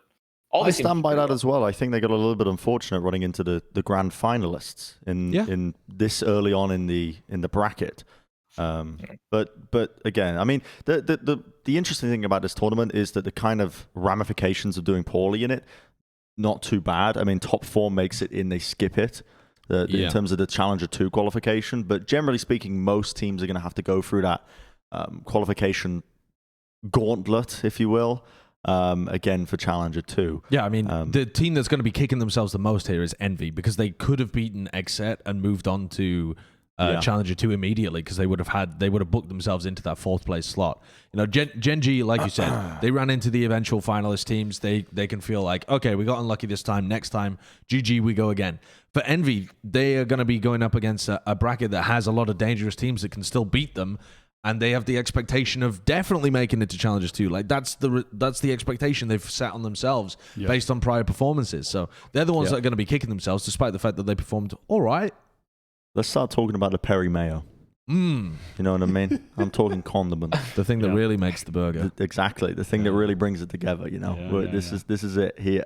XSET, LG, and Immortals. These are our teams that made it further. And like, as we've been kind of talking about the woes of the earlier teams, the bottom of those 8 teams that are in the bracket, at the end of the day, there can only be a select few teams that do make it forwards, and these ones. Starting with XSET, we've talked about this team a lot. The new up-and-comers. This is the team that's kind of, I'm not going to say they came out of nowhere, because they were winning tournaments beforehand in Tier 2. They were. And they have been showing some good signs as well. But this is the kind of performance that we were expecting from the teams we were just discussing. You know what I mean? We're expecting that kind of ramp up, but they've just come out of, realistically, what seems like nowhere, I imagine, to the casual viewer. Very strong fundamentals, a clear understanding and grasp of how they want to play together as a team, and it is showcased in this tournament, I think, with their overall performance. Well, think about, like, First Strike. And now I've got to go.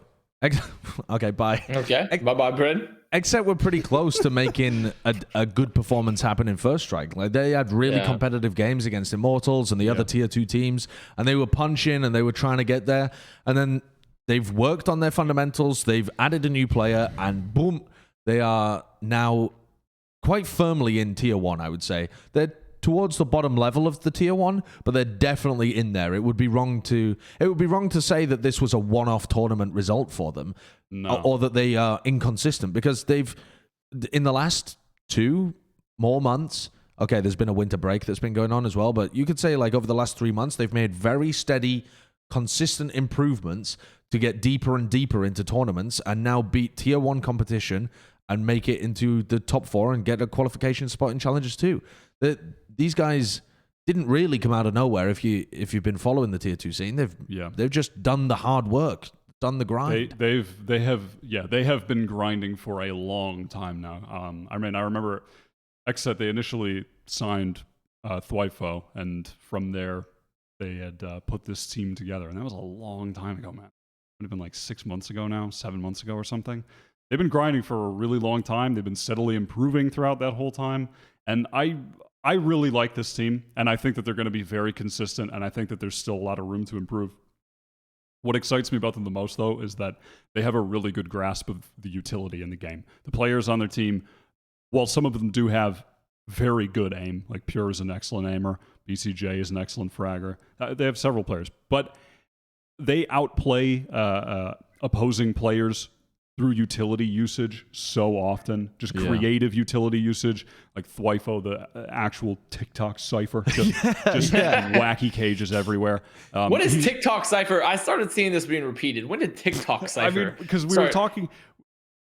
Basically, the idea was, it was like, at first it was like, you know, like a Reddit cipher, like you're using weird cages. And then someone said it was like, it's a TikTok cipher. So we're just running with it. Apparently, there are a lot of like tutorial TikTok videos on TikTok. Yeah, okay, so no, there genuinely are. Yeah. So we're going to change the phraseology of the Valorant culture. Yeah. And we're calling it TikTok cipher now. But he has a lot of unique cages and unique utility usage that he's just presumably come up with on his own, or has learned somewhere that not a lot of other top ciphers or any of them are using. Yeah. He's excellent at taking map control, pushing up, setting up like unique traps that he can play off of. And I think Pure is one of the most interesting Jetts right now. He plays Jett with a rifle like he still has an AWP, and I find it very funny, but it works. Like, he will push up, hold an angle as if he has an AWP with a rifle. He will get the headshot, and then he just has the dash lineup to get out. I just don't see a lot of Jetts doing that with the same level of consistency or proficiency as him. It's pretty funny to watch, but again, just an excellent usage of the utility that he has.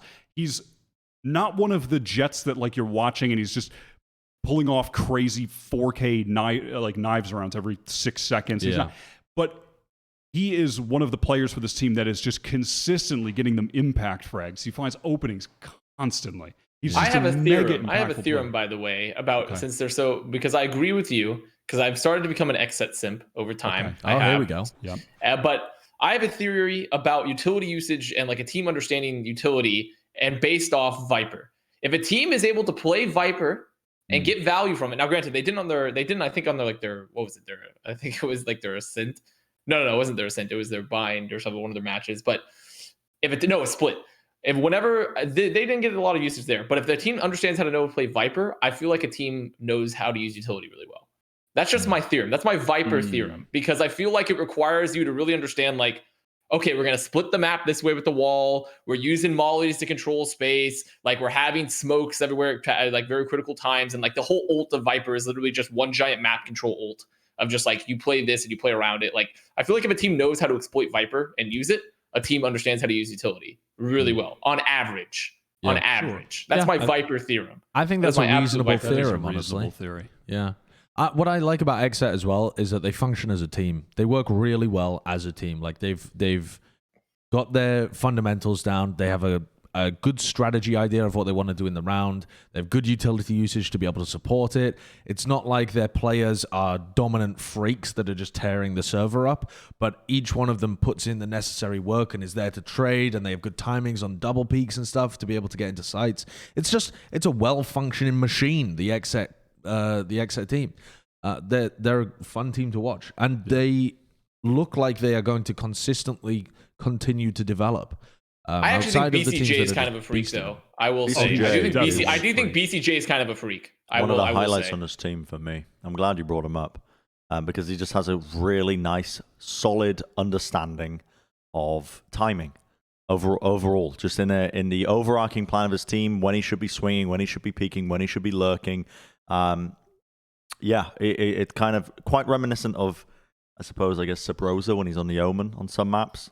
But overall, he just has a really nice read of the opposition that he's playing against and when to maximize his windows of just, I don't know, swinging into the enemy, getting a nice little two-piece, maybe even just one kill and backing off and threatening. He's an intelligent player is the overall gist of what I'm trying to get at here.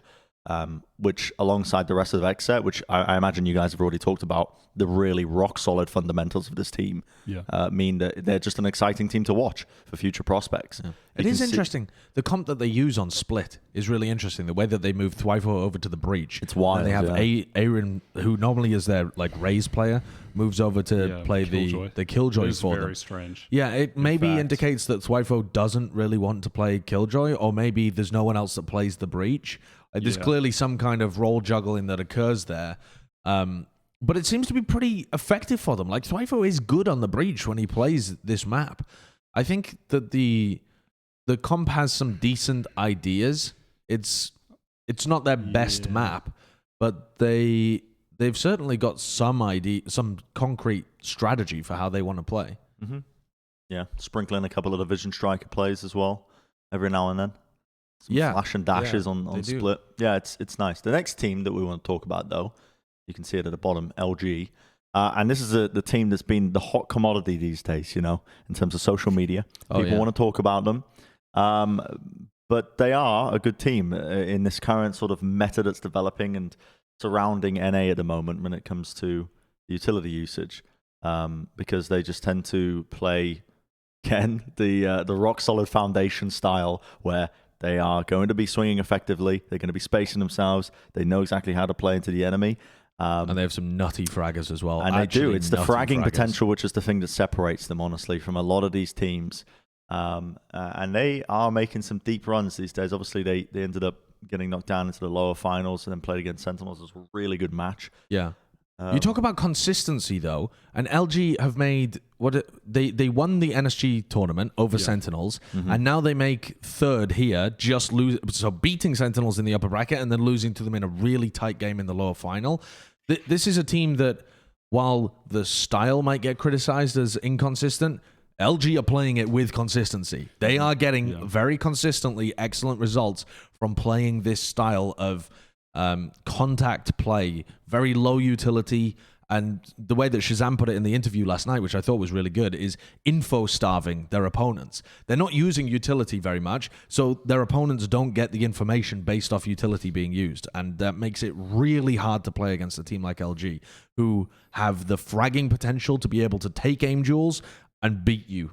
And they are, in some sense, simplifying the game down and being able to maximize the thing that they are best at, which is their rifling and their fundamentals and their trading for each other. Yeah. Makes sense. I will say I am interested in seeing them in the future tested against other top teams, because we've seen them against Sentinels now 3 times. We've seen them against Immortals, but I want to see them against 100 Thieves. I need to see LG against 100 Thieves, and they need to see them against TSM. And they can play 100 Thieves with Nitro, because Nitro says he will be back for Challenger 2. So Yeah. I mean, that's assuming that 100 Thieves actually qualify, though. Because yeah, LG that's are already assuming in. that. Right. Yeah. But that is what I really want to see, because, you know, I do wonder to what extent just the stylistic clashes that occur between teams, how does that factor in with them having played Sentinels 3 times versus if they're going up against TSM? Or And now that there's so much more game tape on them as well, and people Right. understand how they play a lot more, it should be easier to counter them too. that is one of the mega advantages that they had over Sentinels earlier on, was that Sentinels did not know how they played. LG had clearly watched tape on them. They were expecting a lot of the classic Sentinels play. Like the Sentinels players' tendencies were getting exploited by LG, is what I'm getting at, because there is so much tape of them out there. And that is just not the case for LG. But at this point, you could see the tide start to turn on that, with Sentinels beating them.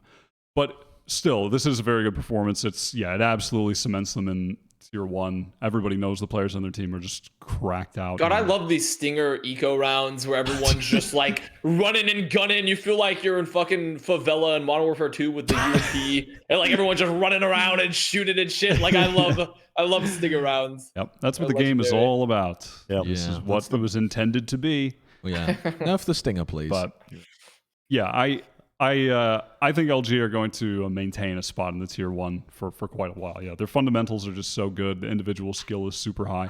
And I still think they have room to improve, because on attack side, I think tactically they're fairly dry. I think that there's a lot of room to improve there. And in terms of some of the individual play, I think that Moose still has a ways he can improve, being that he's really new. That being said, to his credit, I already think he's improved a lot since we saw them win the NSG. Moose was having a lot of really nice plays throughout the course of this tournament, and I'm just impressed with how far he's come already. And there's still ways to go. And I think that with how much Raze Dre is playing, he really needs to improve his utility usage, because the rest of his gameplay is excellent. And if he can do that, he'll be a pretty complete player. So yeah, I think still more room to grow. Great team. Yeah. And I want to see how they adapt once teams start figuring them out a bit. Like once LG's style is completely understood and teams start reading them, setting traps for them with utility, trying to isolate an individual player that they know is likely to push up, or maybe immediately get trade kills on Thief so that he can't just pop off on the Reyna. These kind of things I want to see LG respond to, because I think that their success at the moment is well deserved, but it's also they haven't been forced to adapt yet. And for every team, it is harder to stay on top than it is to get to the top. And LG have got to the top. They won the NSG tournament, and they've finished 3rd here. They're a clear Tier 1 team that has a chance to win a tournament if they're in it. That's the state that they're at right now. But if their players if Thief isn't popping off like that, or if the opponent's got a good read on them, what's next for them? What's the plan B? How do they maintain this position? I think we don't have the answers to that yet. And that's I think the next big test for LG is maintaining this position at the top. Now there's so much more game tape on them. definitely. We'll touch on the play style, I think, a little bit more after this topic. We're talking about ShahZaM as well. Yeah. And his little rant on this kind of play style. Passionate discussion. Yep. Not a rant. We've titled it as a rant. And we'll get into it after this, because we've got one more team to talk about, which is Immortals. The Immortals team, for the longest time, I don't think it's any stretch of the imagination to say this is the best iteration of Immortals that has existed. There were a lot of question marks in our minds of maybe with exceptions to Asuna and Dicey when they were in this team, but even still, like, I don't think that's an exception. I think that also shows how good this version is. That when they had Asuna and Dicey, this is still a better version, in my opinion. And here's the thing as well. We had a lot of questions in our minds because when we last made this episode, it was like around the time of the seeding tournament, and Immortals were taking it quite seriously. They were playing very well in it. They were essentially I think they won the seeding tournament. Yeah, they did. Yeah. Overall. And we had questions in our minds like, okay, well, how good actually is the Immortals team? Because not every team was taking that seeding tournament seriously. Well, they came up and they made it all the way to the finals, not dropping a game in the upper bracket until the finals itself. So really impressive run overall from Immortals. And again, just showcasing, one, I think the scouting and the structure of this team to make it this far, but just all the pieces coming together in, it's almost like you can tell the work that's been done in this team. And unfortunately, I mean, I think we're going to touch on this now as well as we're going into the grand finals as well. It kind of got undone a little bit in the finals against Sentinels almost. I think a lot of the work, you could start to see the screws coming a little bit loose. I think with some of the just the real things that we were praising them on earlier on in this tournament throughout the upper bracket. I don't know if you guys agree with that, but I think that was the general approach of my takeaway from the grand finals. Yeah, I would say that Sentinels were on quite a heater. It was a mixture of things, right? But I feel like that was a game where you were seeing less confidence from some of the stars in Immortals as well, which they had been exuding throughout the rest of the tournament. I mean, we've seen excellent play from Shot Up and Chemicals the whole time. And then in that grand final, there were a number of crucial moments where they had lost aim duels that maybe at a different stage of that tournament or on a different day, they may have very well won. But overall, I think this Immortals team had a very impressive showing. One of the only questions in my mind maybe is how much of this might be a honeymoon period, because they did honeymoon hard when they first got Shot Up. So we'll see what happens moving forward. But I think that given how short of a time they've been together, or at least it seems like they've been together for a relatively short period of time, I don't know if that will be a massive factor. And also, they were pretty tactically sound. Yeah. They had a number of excellent plays on defense. We were speaking to how good their bind gameplay was throughout the tournament. And that level of coordination already from such a new team, mixed with the level of skill that they have now, really across the board. I think the entire roster, I mean, the roster is just stacked. Every player on it provides a lot of value in the server, a lot of in-game impact. So I think this is just going to be a top team moving forward. And I'm just very impressed. Genuinely, in a general sense, across the board. I think all aspects of their gameplay, they had shown moments of excellence. Yeah, I think that they tend to get, by the community, I've seen this a lot in my Twitch chat when I was doing the companion streams as well, is that people are lumping them in with LG as being a team that just plays contact around the map and is relying on their intuition for the timings and for the fragging to take them through. But I think that that's wrong when it comes to Immortals. I think that they definitely have some component of that. Shot Up loves making these cheeky pushes down into areas and seeing if he can get away with murder just based on his rifling and his timing to push like that. But that isn't the only thing that Immortals are doing tactically. I mean, this was where Dapper was straight up baiting. Just trying to not die. Yeah, he was preserve the KD. Actually Get one trying to kill, preserve the KD. KD preservation. 8-0-0. 8-0. Yeah, actually baiting ShahZaM. But he was in my chat afterwards and he was like, yeah, there was one round where I just said, ShahZaM, I'm not going to die, you go in. And that was that round. I mean, imagine doing that in a final. Unbelievable. The scenes from Douglas Apper. But I think Immortals, take a look at how Immortals play the defense of Bind and the amount of utility they use to hold on to showers and how good their retakes are from showers and from CT when the defenders rotate back in. And take a look at their rotations when they play on Haven, for example, on their attack, where they'll pressure towards one side of the map. They'll have JC Stanny still holding down C long, and then they'll rotate back to C just based on the mid-round calling. Like, they have so much more strategy than just shot up, go kill, which is genuinely what a lot of people think Immortals are finals winning is- via. It's Yeah. It's- Finals is a bad indication. I was just going to say for what Josh was just saying. Well, I think all of that fell to pieces. It did, yeah, I in the think- finals, which I is think what there we're was watching here. But I think there was some level of nerves that played into the finals too, because absolutely. people are going to talk about, well, the style of Immortals is just that they have to hit their shots. So sometimes it's going to work and sometimes it isn't. But come the fuck on. Half of the time that you're seeing them whiff the shot, it's not them making some crazy aggressive play. It's them holding an angle on the defense and just whiffing. And that isn't to do with the style that Immortals play. That's to do with the players not playing up to their normal caliber, whether it be due to nerves, whether it be due to whatever it was.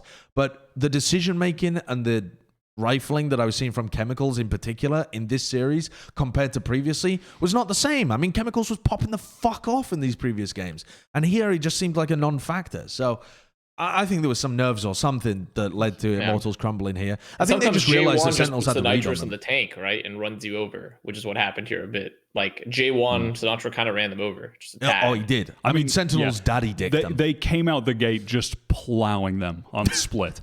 I mean, so and from that point on, they just could not. I mean, did they even have a lead on any map at any point in the series? I don't think so. I don't think so. I mean, I think they were just getting plowed the whole time. That was the point I But- was. Sorry, I don't want to interrupt. I just wanted to say that was the point that Josh was making about how tactically sound this was. It's a bad. If your only impression of them is from this finals, I can understand why you're getting the wrong read of Immortals. Yeah, but go and watch some of their previous games. Like, go watch them play against XSET or against Gen.G. Look how they pounded Gen.G. It wasn't just by running into them and rifling them, although they do some of that. I'm not saying they don't do it at all, but there are also some pretty good, I wouldn't even call it tactics, strategy, like overarching understanding of which areas of the map they want to fight over, how they want to play the rounds out, and then playing these very late round hits when they're on attack. It's pretty good. Even It's not better, bad. watch them play against LG, the team who actually do that. Yeah, that's a and great shout. Notice the obvious difference. Yeah, Immortals pounded LG. They did. Because they have the skill of LG and they can play that contact style if they want, but they also have the fallback option and even like the just extra part to their game. They were better at playing the map control game because they were more effective with the utility. But yeah, I think the only aspect of that is true is shot up, because inherently that is an aspect of playing Reyna in comps that aren't running breach or agents to set you up. Like in Ascent, in particular on Ascent, shot up in he mid. definitely plays contact in Yeah, mid I mean all the time. he quite literally, to get mid info, just walks out of an enemy smoke and just, oh God, Koost is there? Oh, flick. Okay, I killed him. Well, that's good. Yeah. Because 1 second later, if I peeked out, there were 2 guys looking at the smoke, and I would have died. So yeah, that is where there is an element of randomness, and also, I don't even want to say randomness. It's because Shot Up is doing it based on intuition and a sense for timing. It's whether or not his senses are correct in that moment.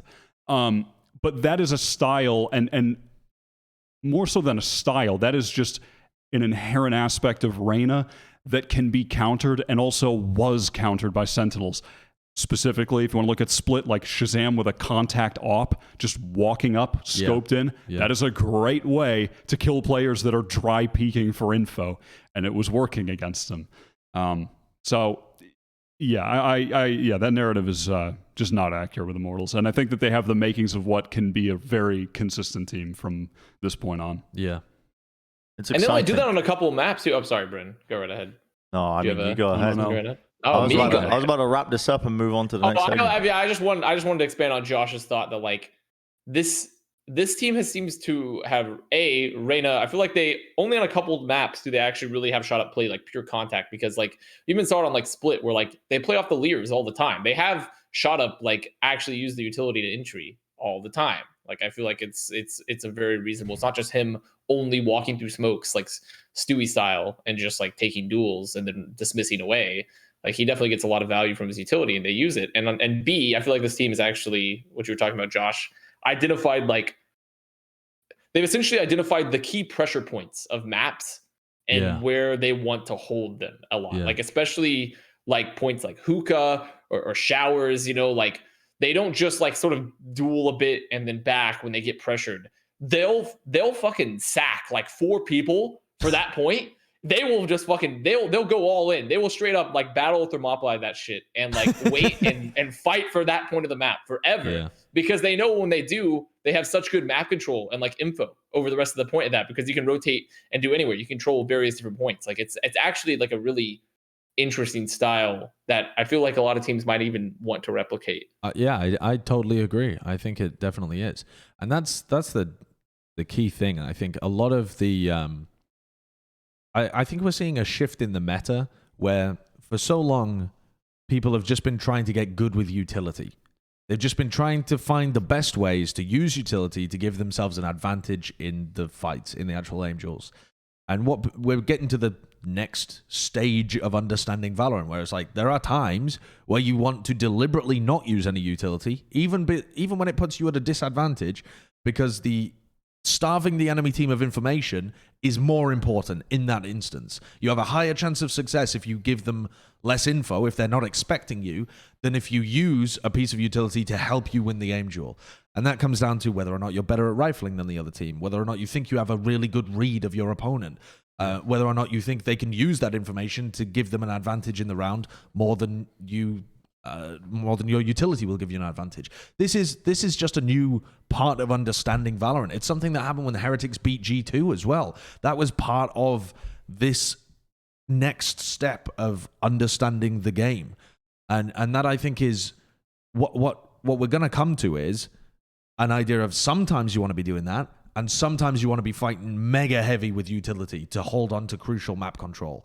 And picking and choosing your timings of when you want to do one and when you want to do the other is going to be a major component of how teams find success. And it's not just, this isn't an A or B. It's a combination of both that you should be using. Absolutely. Yeah, I keep seeing this discussion posed as a binary. This is the meta, and this is good, and this is not good, which is, that is just not the reality of how things are playing out. Yeah. Interesting to look at these teams as well. I'm reassessing, I guess, the top teams in North America off the back of this tournament, because a lot of these names were not, I think, included in our top 10 when we were like trying to measure the success of the teams in the world as well. But let's get on to the discussion about the meta, because we've already mentioned it enough with LG's kind of like contact play. ShahZaM put it succinctly, I think, and you've mentioned it, Josh, about this information of info starving. Or the way he put it, information starving, where you're not using utility, you're trying to play contact into a lot of areas. This is the evolution of the game at the moment, in North America at least. It's been described as puggy, to the dismay of many people, because I'll admit as well, it's not a very apt way of describing this kind of style of play that's developing right now. But so far, Immortals seem like, at least when they were playing well, not going to take the grand finals into consideration with this, I think they were doing it well in terms of that picking and choosing of when to be using that utility, prioritizing the areas of the map that they knew that they should be fighting over tooth and nail until eventually, mix and matching the kind of styles. But we've been seeing a rise of it. And ShahZaM, he had his own thoughts on this. He seems to dislike it. He doesn't like the way that the game is being played these days because it can feel, I think, from the outside perspective, as quite random. Because a lot of the plays are done off intuition, the subconscious of like how you learn and how a team plays and adapting your play off the back of that. The most common team, at least, or not the most common team, but the team that does this the most is LG in terms of their general play. I think so, yeah. In North America. In North America. I agree. LG, they rely and lean so hard on their rock solid fundamentals, their individual mechanical skill, and this kind of concept that it gives some teams whiplash. Because for so long, they've been learning and learning and learning how to play with this utility. And now LG just comes swinging out the gates. They're not using utility in areas where normally a team would be very orchestrated. And they're showing their hand quite early in how they're taking mid and split or doing this, that, or the other on another map. But LG are taking teams off guard with this new style. And it's caused, it's turning some heads. ShahZaM had some words as well. So I can let's get play the video real quick if you'd like if you want to play the video. Yeah, play the clip. It's not a very long clip, right? It's like 45 seconds. Yeah. He definitely expanded on his thoughts afterwards, but this sums up a lot of it. Talk about it is people saying that like we don't have strats or something, or our strats are outdated. Like, can someone please show me like the 6 strat? I can't hear what he's saying, but I've already heard the clip. So LG that Immortals are doing that we aren't. Dude, these teams are just taking duels There's no intricate strategy or intricate tactics that's happening right now. Like, nobody's doing anything different from us. They're picking Reyna, they're contacting sites, they're taking Vandal duels and trying to win the aim-up duel and take a site. There's nothing intricate happening. That's why it's so random. That's why 100 Thieves loses, TSM loses. Fucking, it's hard to be consistent when the fucking game is not what they envision about abilities and being tactical. People are just buying Vandals and taking crazy fights. Thief is insane. He's insane aim. He's randomly pushing and taking duels. If he's solo out of sight, he's solo on attack. You know, he's. But it's not. Talk about it is people saying that like we don't have shots. Okay. Did you see his follow-up clip to this, by the way? What was that? His like after they won challenge one, he was no. like, yeah, he made like a follow-up and he's like, and then essentially his rebuttal to like this, like after they won was like, yeah, we can do that too. And he was like, specifically, J1 can do that too. They did do that in the finals. Yeah. And for the lower bracket finals as well. Yeah. Like they shifted up their play style. I mean, we could kind of like sync this into the Sentinels talk as well, but I want to talk a little bit about what ShahZaM was saying there specifically as well, because I think there's some things he nails, not just in that clip, because he goes on and expands a little bit afterwards, but there's some things I think he is wrong on. And so it's like picking out the stuff that is accurate from it. Here, I want to start with the first thing he said, which is about Sentinels have no strats. Stop posting. I mean, if that is the takeaway, I mean that it's just step away from the PC. That is just not accurate. Touch some grass. And watch the games. You got to go outside. You got to take a walk. You got to come back to your PC and rethink what you're typing. But I do think he followed up that by saying Sentinels have outdated strats. And I don't think the strats that Sentinels are using are outdated in the sense that they don't work anymore. But I think something that ShahZaM might have overlooked at the beginning of this tournament, not anymore because they made some great adaptations for the end of the tournament, but at the beginning, and certainly when they lost to LG during the NSG Winter Monthly, it's not that the strats are old, archaic, and unusable anymore. It's that LG knew what they were going to do. Yeah. And it's way easier to play contact into an area if you know the tendencies of where the player likes to hold. Because you're going to be pre-aiming where they're holding. Or if you're on defense, you're going to be able to take the Vandal duel easier because you know the timings of when the player tends to push. All of this data helps, and you internalize it as an LG player, and you're able to bop in the Angels, and it feels like you're just getting wrecked by people who are better at rifling, but actually it's because they understand the timings. The example that I was using throughout the weekend, because I think it's a great one and it played out with Sentinels later adapting, but like the microcosm of this is LG beating Sen on split in their first BO3.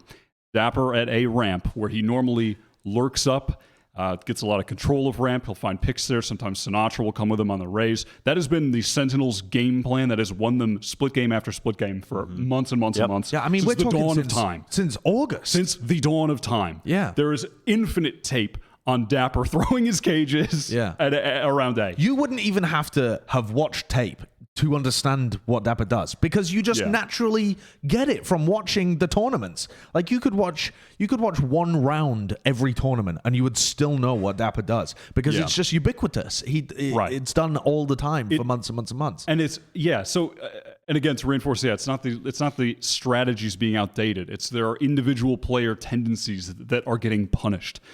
That the understanding of where Dapper would be got punished in that first game by Thief trying to find windows of timing to peek him and catch him off guard and take the duel. Yeah. And he did that multiple times, and he killed Dapper multiple times, and all of a sudden, no A ramp control, no sense of what's going on in A. Are they pushing behind us? We don't know anymore. There's no information on that side of the map, and that hard punished Sentinels. And then they had to adapt. Well, I'm sure we'll get to it. And then they later had to adapt off of that. And instead of pressuring A main, they put heavy focus onto B main, and it was booming LG later.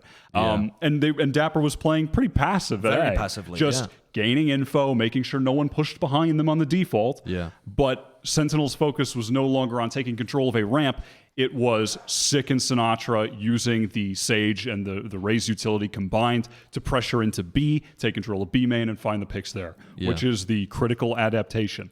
there's just so much gameplay of Sentinels out there. There is, Their yeah. tendencies have, if you watch, you just know at this point. And that's the entire crux of the idea, that it's harder to stay on top than to get to the top. Because once you're on top, everyone's trying to beat you. It's a sword of Damocles just hanging over your head. And everyone's looking at your game tape and they have an idea of how you play. If you're some upcoming team, no one's giving a fuck about watching you and studying you. No one was watching. No LG. one's learning from you, and Yeah. no one's trying to counter you. But when you're on top, people are doing both of those things. And so people are naturally more aware of how you play. Like, they know that if they see Sinatra on one side of the map, that the rest of their team are probably doing X, because they understand the defaults and they just have a read on you. So that is really hard against these contact-based teams, because they're giving you no info. And even if you try to give them as little info as possible, they still know just based on the game tape what your tendencies are. And that is something that Sentinels had to swap up for this tournament. They had to play a very different style. And it didn't just work because it's good in the meta right now. It also worked because it was so different to what Sentinels have previously done. So I think that's a crucial component that wasn't talked about too much when he was talking about it. Another thing that Shaz brought up, though, that I think is wrong is that's why 100 Thieves are losing. That's why TSM are losing. I don't think... Yeah. Okay, for starters, we didn't actually see any VOD of how 100 Thieves lost. So maybe he's right in that instance. Maybe he's wrong. Impossible to tell. But it seems very unlikely that they genuinely lost because Carpe knocked them is an incredibly good Reyna contact team. I watched one of their games from their POV once. That was not the impression I got. Yeah. So unless they changed a lot in a month. Yeah, and I think maybe the bigger concept that Shaz is getting at is that people in NA just love forcing aim duels. Like, we've seen FaZe for months just run it down mid on Haven, desperate to find aim duels because that's their win condition, because they can't play a slow game. And that is like a wider point, I suppose. But I don't think that the people talking a lot about like inconsistency. The Slasher tweet where he's talking about the results being in so much turmoil. I don't think Valorant has an issue with tier 1, tier 2 results being in turmoil more than online CS did. No. That might just be not. Yeah, I don't think the rankings massively shifted. It's just because everyone's just gotta. It's because it's literally new esport game syndrome. It's new esport game syndrome. That's literally what it is. Every time a new title emerges, everyone's got to get together. We got to go circle jerk around it. You know, we all got to get around, just jerk and circle just together, and then just talk about this game shit. You know, this game's so inconsistent. Game so bad. We did it for Fortnite. Yep. We did it for, which, by the way, all the Fortnite cracked out little kiddos are just dominating now in fucking Valorant too. They're actually when we used to shit on them. Like, I think it's like so many of the guys that are good at Fortnite, like Zeke and like so many other like players are from Fortnite. They dominate. The 3 players from Fnatic as well. Yeah, 3 guys on Fnatic. Yeah, I mean, well, but they're so inconsistent. They just lost the wave. You know, they just lost the wave. But then, so I honestly think that like the narrative of it's so inconsistent is just because we're in online tournament style still. So of course there's going to be some fuck ups. Like, that's just how online works. One whole region is essentially doing the equivalent of operating off of one kidney, like, because they're only doing BO1s. They're only doing BO1s in Europe, and like they're like, so they're the one whole region is just fucked. Like, you can't even call it inconsistent because they would require a linear timeline to examine when essentially I'm just looking at snapshots in time. I feel like I'm taking an electron tunneling microscope and just looking at snapshots in time of Europe, and like everything could change in an instant because there's so little things. And then finally, it's not inconsistent. It really isn't. It's just everyone, because once again, we're taking slasher tweets and we're examining them objectively, which is the wrong way to look at slasher tweets. The way to look at slasher tweets is like, what is the most current common sentiment on Reddit? And what can he post to get the massive amount of retweets and likes? And like that is literally so we should stop examining slasher tweets as evidence. I think my take on this is that ShahZaM at this point in time was clearly frustrated at the overarching community sentiment towards Sentinels. I agree completely. And Shaz also gets a lot of hate online. He does, it's incredible. When we were talking about it on your couch stream, I was shocked at the Twitch chat at the vitriol it's actually he was receiving. No, it is appalling for his opinions that he's saying. And it's a game. Yeah, we're playing a video game. We're talking about a video game. You don't insult people on a Because he's personal holding an level, opinion because he about has an it. opinion about a video game. Yeah. Take a walk. Exactly. It's But I feel like Twitch chat is really bad about that though for like tack shooter games. yeah, I in don't know. particular. I mean, I know why. I mean, They're I- so every time I say, vicious. I We're don't going to know go down a why. rabbit hole. Yeah, here. we're not going to go down this rabbit hole. We know why. Fucking Yeah, Jesus my Christ. God. We talk about this a lot, but to get us back on track with this, I think that he's wrong and right with this rant, and this is just one of the evolutions of the game.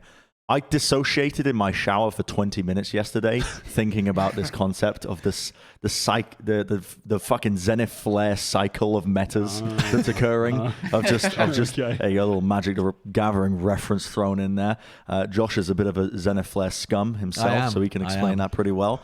But this kind of like cycle of metas that is going to rotate, I think, over time as teams get better and better, and the kind of the dominant style is going to be like using a lot of utility, quite orchestrated, taking the map control, using utility all the time.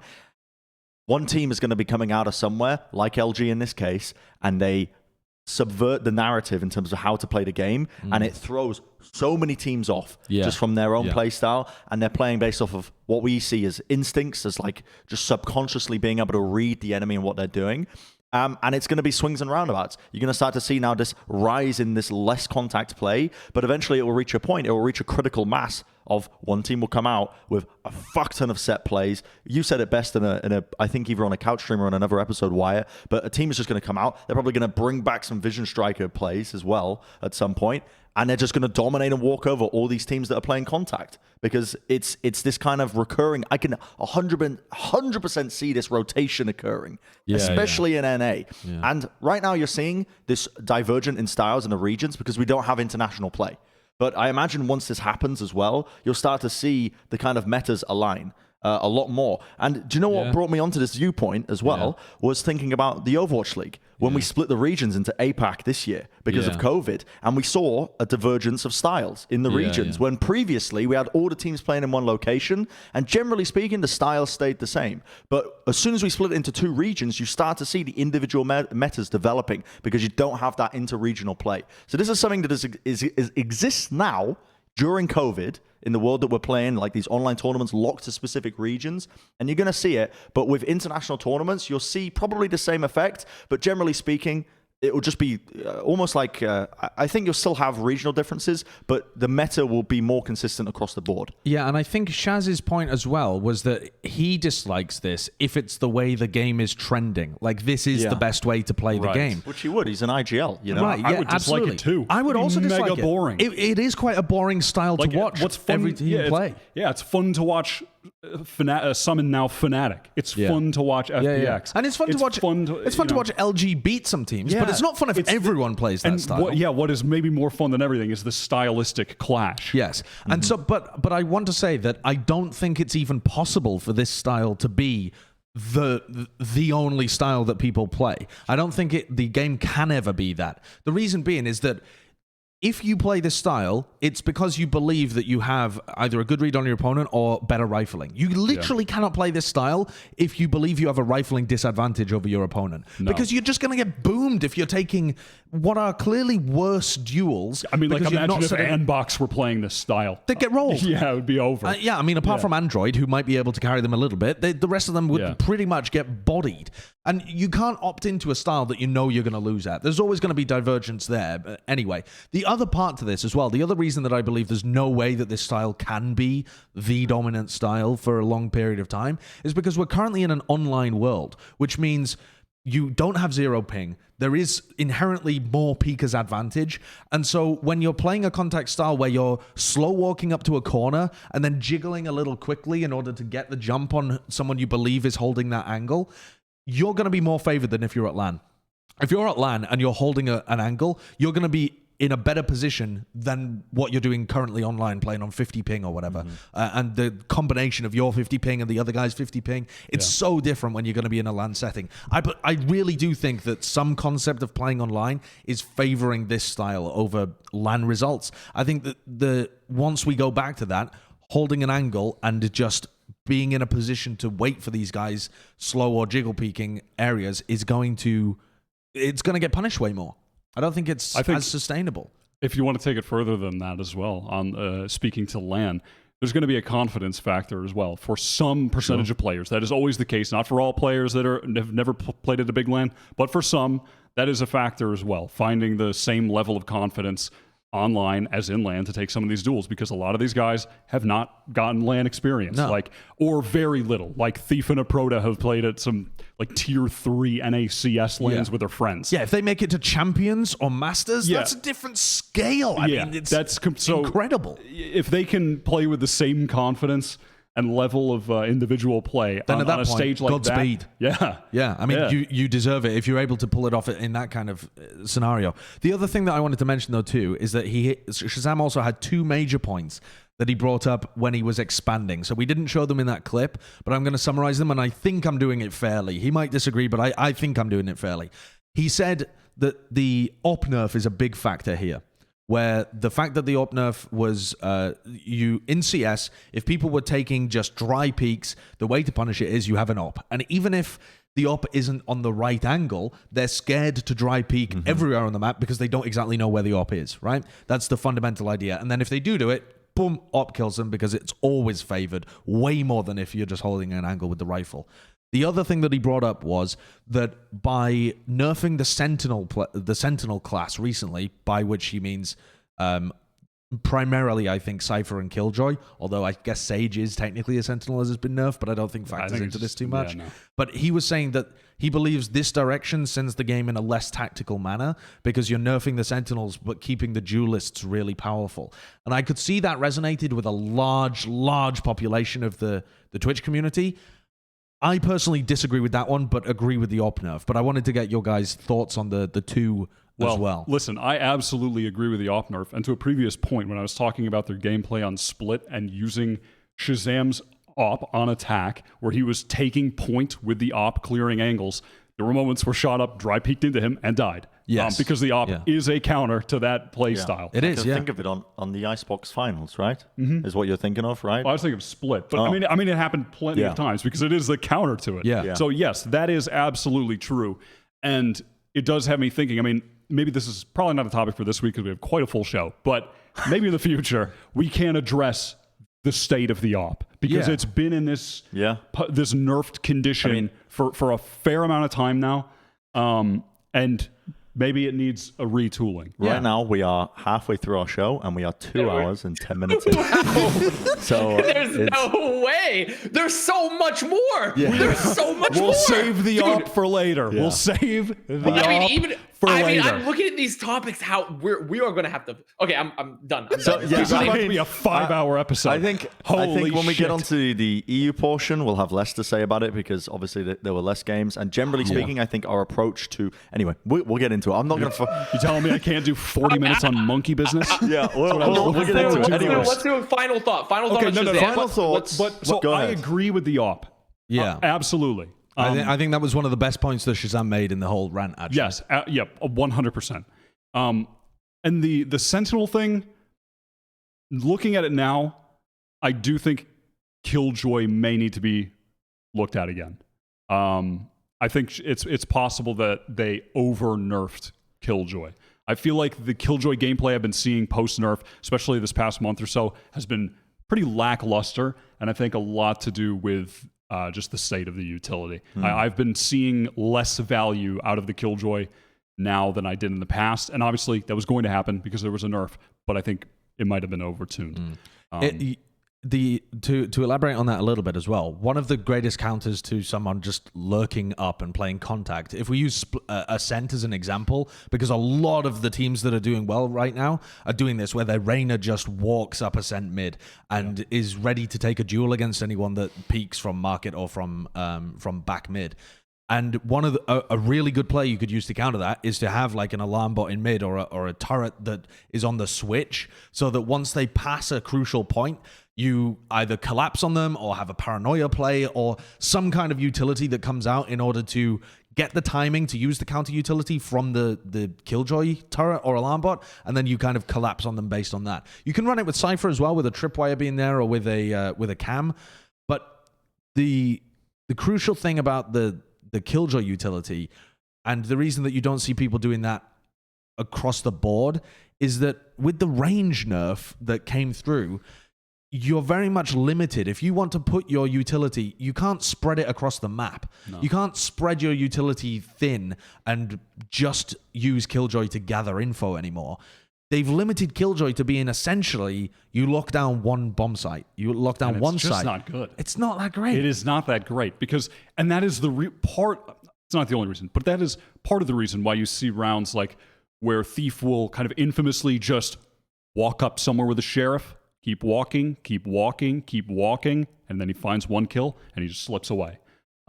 Because there's not that widespread utility. You can't have an alarm bot near the exit of hookah while you're making a play into A. No. It's going to turn off. Yeah. And then that guy can just be walking up. Yeah.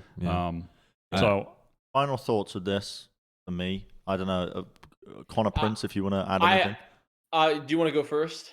I was just going to say, I think his concept of, what was he saying about the duelists themselves? He said that there's a duelist meta. I believe that I'm saying this point here fairly, but I think he was saying there's a duelist meta right now, and it's not that I don't think he was saying that duelists are overpowered so much as you are enticed to use duelists like Jett and like Reyna, who aren't tactical, but they have like mobility and escape mechanisms. Mm-hmm. So you can't trade them as effectively, and they don't really contribute to the overall strategy or tactic of the game, but they're so powerful on an individual basis and so good in that contact style that you're incentivized to use them. And that has tended to be the case in North America. The reason that I disagree with that part, though, is because EU and to some extent Korea as well, and these other regions are having so much success with agents like Breach, which is... NA just doesn't run Breach. You can't argue that Breach isn't powerful right now. Everyone knows Breach is powerful. It is not used in NA at all. And you can,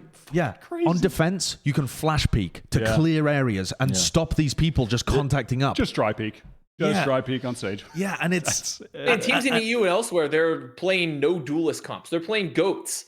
They're just playing goats. I quite like that. Like, generally speaking, I quite like that. I mean, there's some duelists which I think have incredible high-value utility, like Raze, which I think that in most situations you're going to want to raise. But generally speaking, I like the approach. I want to see Riot, in terms of how they think about the balance of the game, the kind of power level that Phoenix is at in terms of his utility and what he brings. Like a very specific purpose in terms of being a duelist and trying to keep it around that level of line of Phoenix. Because at the moment, it is, I think, skewed more towards it with certain agents.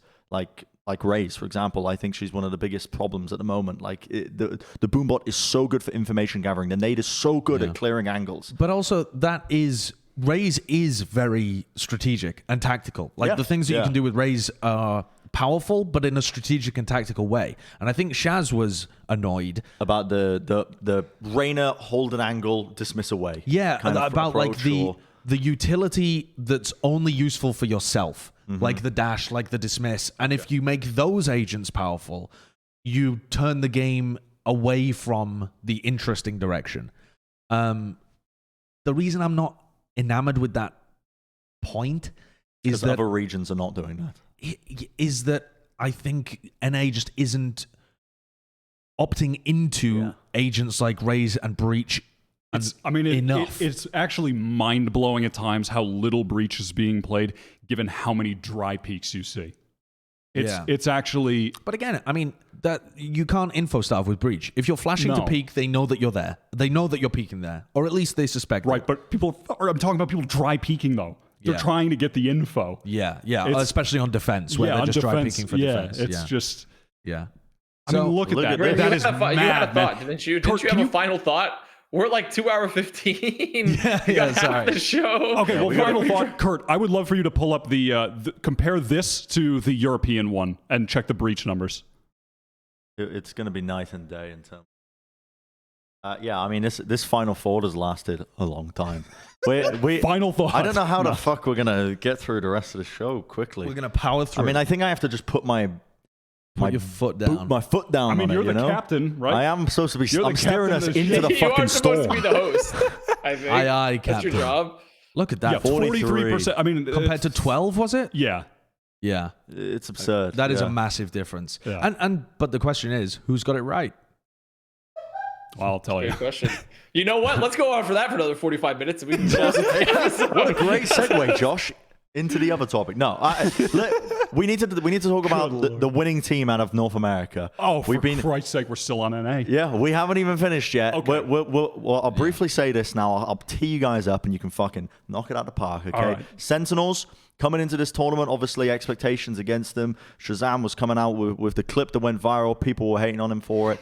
It It went viral. It went viral. That's what they were saying. It went viral. The Sentinels guys were like, Shaz, get on Twitch. We need you to go viral. We need you to go viral. He did. He went viral. He achieved their goals. The engagements are through the roof. Engagements are good. Sentinel stocks are up. Hold, everybody. Hold diamond hands. Diamond fucking hands. Oh, no. Sentinels, though, in this tournament, Yeah. one of the things, we all watched it. We were incredibly... Here's the thing. What happens when we all watch a game on a sofa? Our viewpoints just align. We just come into sync with one another.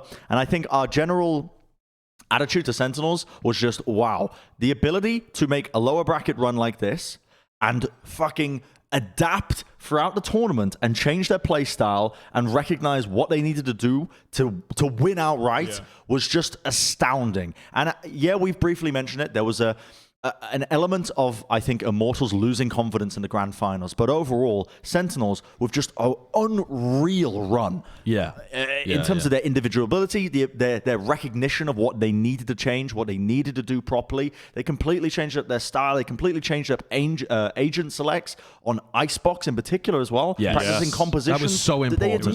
They had never so crucial.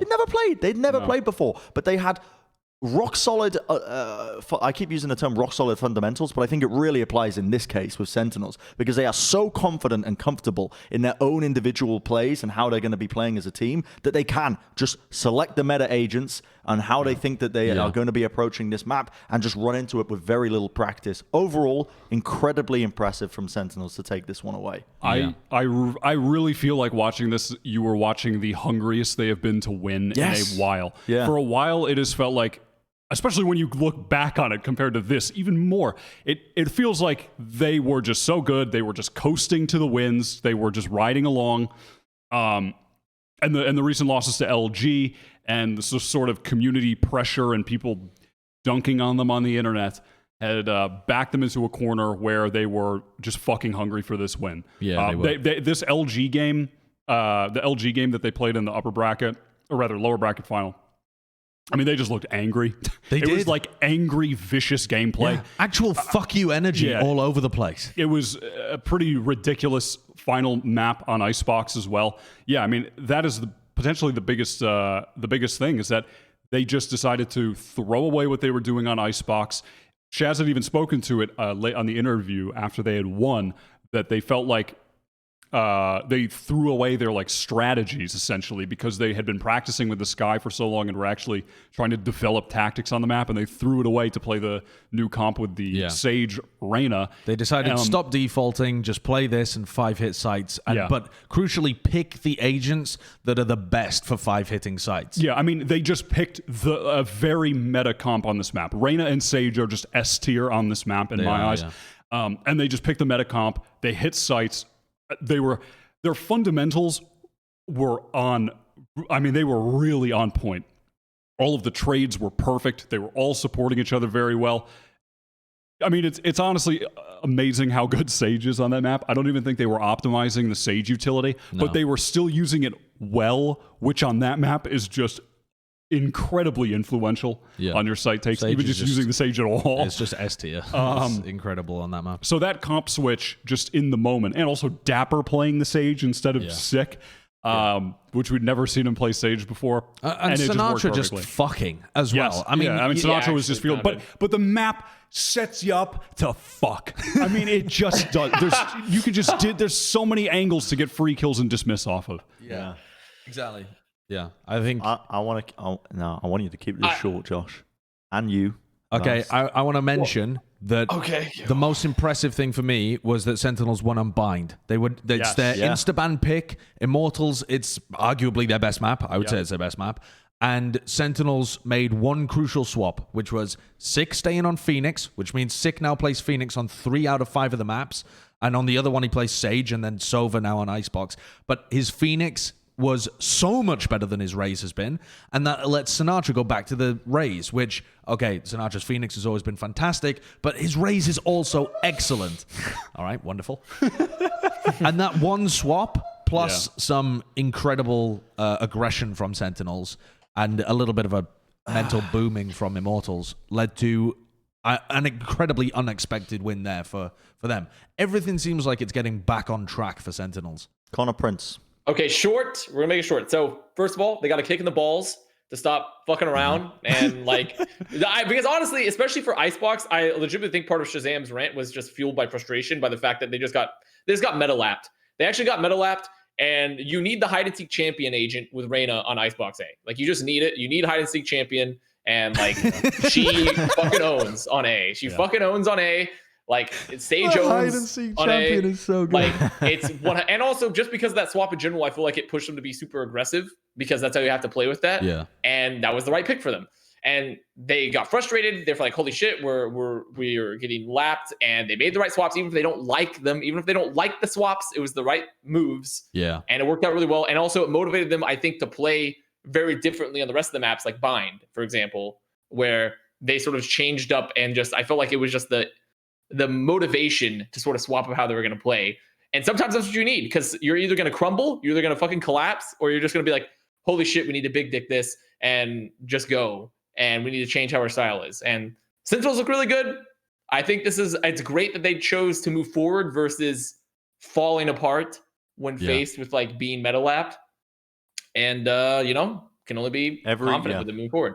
Every great team gets into this situation where you're at the top, but you've got to innovate, you've got to adapt. And at times, from the outside in, it looks weird as fuck. Like, how many times have we criticized TSM? But the one thing that I have learned is that I think TSM, you can always appreciate the fact that they are trying to innovate, stay on top, and realistically, they played some weird shit in this qualifier. They do play some weird shit. I mean, it didn't work this time around, but sometimes it will. Yeah, and that's an important part. That's what you need process. to be on top. And Sentinels, I think, have learned that, because for the longest time they were on top. They got taken down, knocked down a few pegs, I'd say, at the end of 2020, around that period of time. Still playing similar stuff, but this kind of adaptation was a very good sign. Yeah, it looked like Sentinels were going to get overtaken, right, for that number one spot. And it looked like they were even maybe on a downwards trend. This tournament, for me, is like a major moment for Sentinels. That they have changed. And I think you couldn't argue that Sentinels are the number one team in NA right now. I mean, they've just placed in every finals other than First Strike, where they lost to 100 Thieves. They are the number one team in North America right now. And this change is looking good for the future now, too. All positive. Moving on. Next topic is Nursery Gamers, actually. And a little bit of a, we were giving them a bit of shit for their kind of like practice in terms of the casting challenge and I suppose the ethics of it, of just using people up in that kind of manner. But at the same time, they put on another clean tournament. Nursery Gamers, again, just really showing it how it's done, I think, over the course of the tournament in terms of format, the production value that they provide. They are really quite invaluable. And as well, they paid the wages for the casters for the Pulse tournament. That's huge. That is massive. No obligation to do that. No. But again, I recall, a similar position. An early tournament like that, if you are an up-and-coming caster, I saw Upmind actually tweet this, or not. I don't know if he tweeted it or so. I saw him post somewhere along the lines that, he got paid for it, and he said that, in his own words, a life-changing amount of money. And I can see how, when I was early on in my career, if I didn't get paid for an event like that, it is crippling. You cannot afford to live in some circumstances. We were talking about it on the companion stream. So Nursery Gamers, I think, doing a lot of things right at the moment. They truly are. And I think it was Van Silly who kind of opened the floodgates at this one. But it's I want to add good 2 signs. points to this, though, that are a little bit less positive. One. Yeah, go on. One. Bring us down to earth. Well, I guess one of them is more neutral than anything. So we learned today, on top of the Nursery, the tournament format's been great for NA challengers and everything. And, we've had BO3's double limb. But EU has still not, which we'll talk about more later. But it sounds like Nerd Street isn't even setting the formats here. It's Riot in the different regions. So I'm like, what the fuck is happening there? What's going on? Like, Well, I don't know what's going on. But we'll talk about that later. I was going to use that as my segue into the EU topic, which we're going to speed run, by the way. We have to speed run this. But the second non-positive thing was, I feel like they would have not done that, and not for the fact that Uber, aka Mitch, wasn't just deep daddy social media dicking them about not paying. And like, I don't think this would have happened if not for that. I'm just going to say it. And it's a reoccurring theme throughout all of casting history where they're like, fuck you broadcast guys, work for free, you peons. Like, we have a million other people that are going to do it. We have Valorant Cast 3.0 with 200 followers on Twitter that's ready to cast this for $50. And until there's a huge backlash, and then tournament organizers are like, oh shit, oh fuck, well, we got to do something. And so then, and I feel like, so that's the cynic in me there. But I feel like it's exactly what happened. I mean, you need people like Mitch who came in, and Mitch's tweets do a very good job. I'm not going to say my own words, but he kind of just went in on the concept. But you don't want a scenario where you end up with the Dota 2 kind of circuit of casting, which, as someone who casted in Dota 2, it is a lot of, essentially, people are only making rent by casting the international.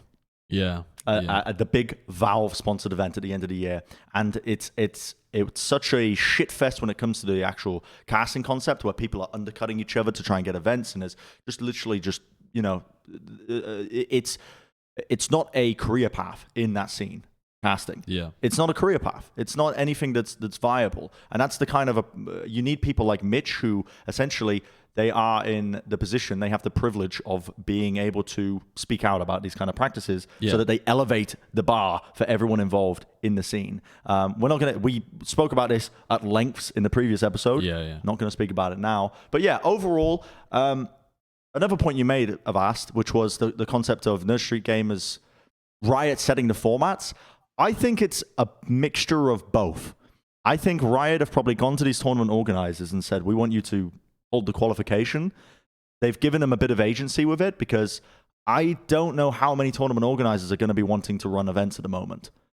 It's, especially with the kind of viewership that the qualification gets, it doesn't seem worthwhile for these TOs to run tournaments for the qualification period for Riot. Well, I think the reason that NSG are doing it so much, I mean, Sliggy here gives them a lot of credit, but also makes them seem like benevolent angels that have just descended upon the scene. I think the reason that NSG are doing this is to get in good with Riot at the beginning of the scene. Absolutely, in the sense that later on down the road, when very profitable tournaments can be run in the future, NSG will be a priority partner of the league. I mean, NSG are owned by the Comcast company, right? Or Comcast Spectacor or something. And they also own T1. Yeah, they also own T1. Yeah. So the dots are connecting. The deeper, darker link. You really want, like, I mean, as well, if we want to go down the conspiratorial route, if they're going to franchise in the future and they're trying to get in good with the overall company and support the scene, so the T1 would be a franchise team or something. But my question is, what does fraud have to do with it all? Did he try to stop this? I don't know. What does fraud have to do with it? Tell me. Implant the seed in my mind.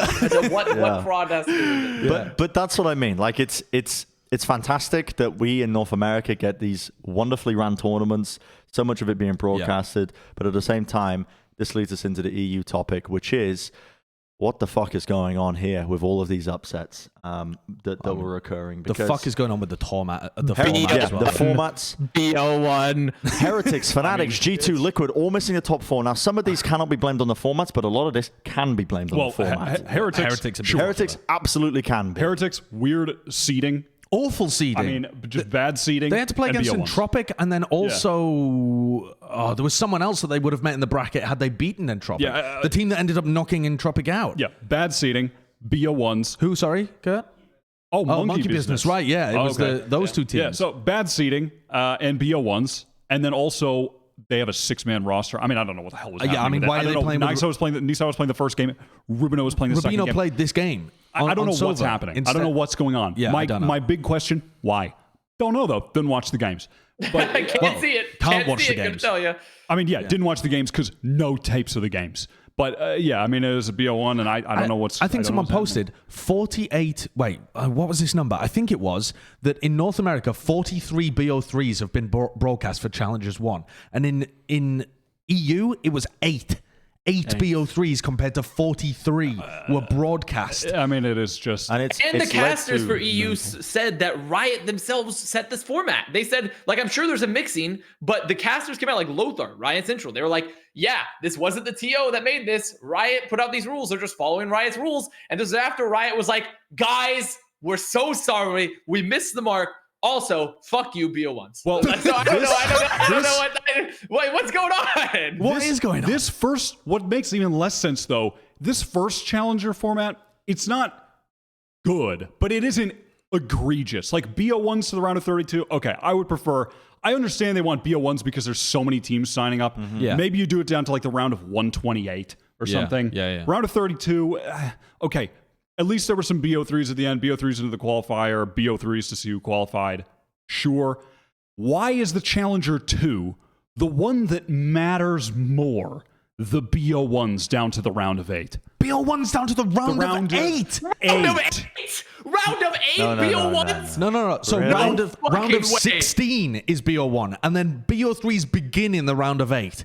So you are in the you have to make it to the quarterfinals. From a round of 512, you have to get down to the round of 8 before you have your first BO3. If you click What Europe, is- yeah. And this is more important than the Where first hell is challenger. this? No, This no, is no, actually, sorry. this is the, they're just rubbing it in our fucking faces. They're Yeah. just rubbing it in our fucking faces. Where- Like, where we was can this see- information what- coming This from? information came from the play. I think it was a player leaking the rules that they've been given for Challengers 2. Okay. So they there's nothing screenshot. public. No, I don't think it's anything public. They screenshot the segment of the rules that said BO1s until the round of 8 for Challengers 2. It's just ridiculous. And as long as I'm assuming that's not a rule that's going to be changed. If it is, thank fuck. But otherwise, what the hell's going on in Riot EU? What are they smoking? The region itself will be a joke always, just inherently, okay? If you're going to make the obvious comparison of this game to Counter-Strike, which you should in terms of the round formats, the way the game flows, you make that comparison.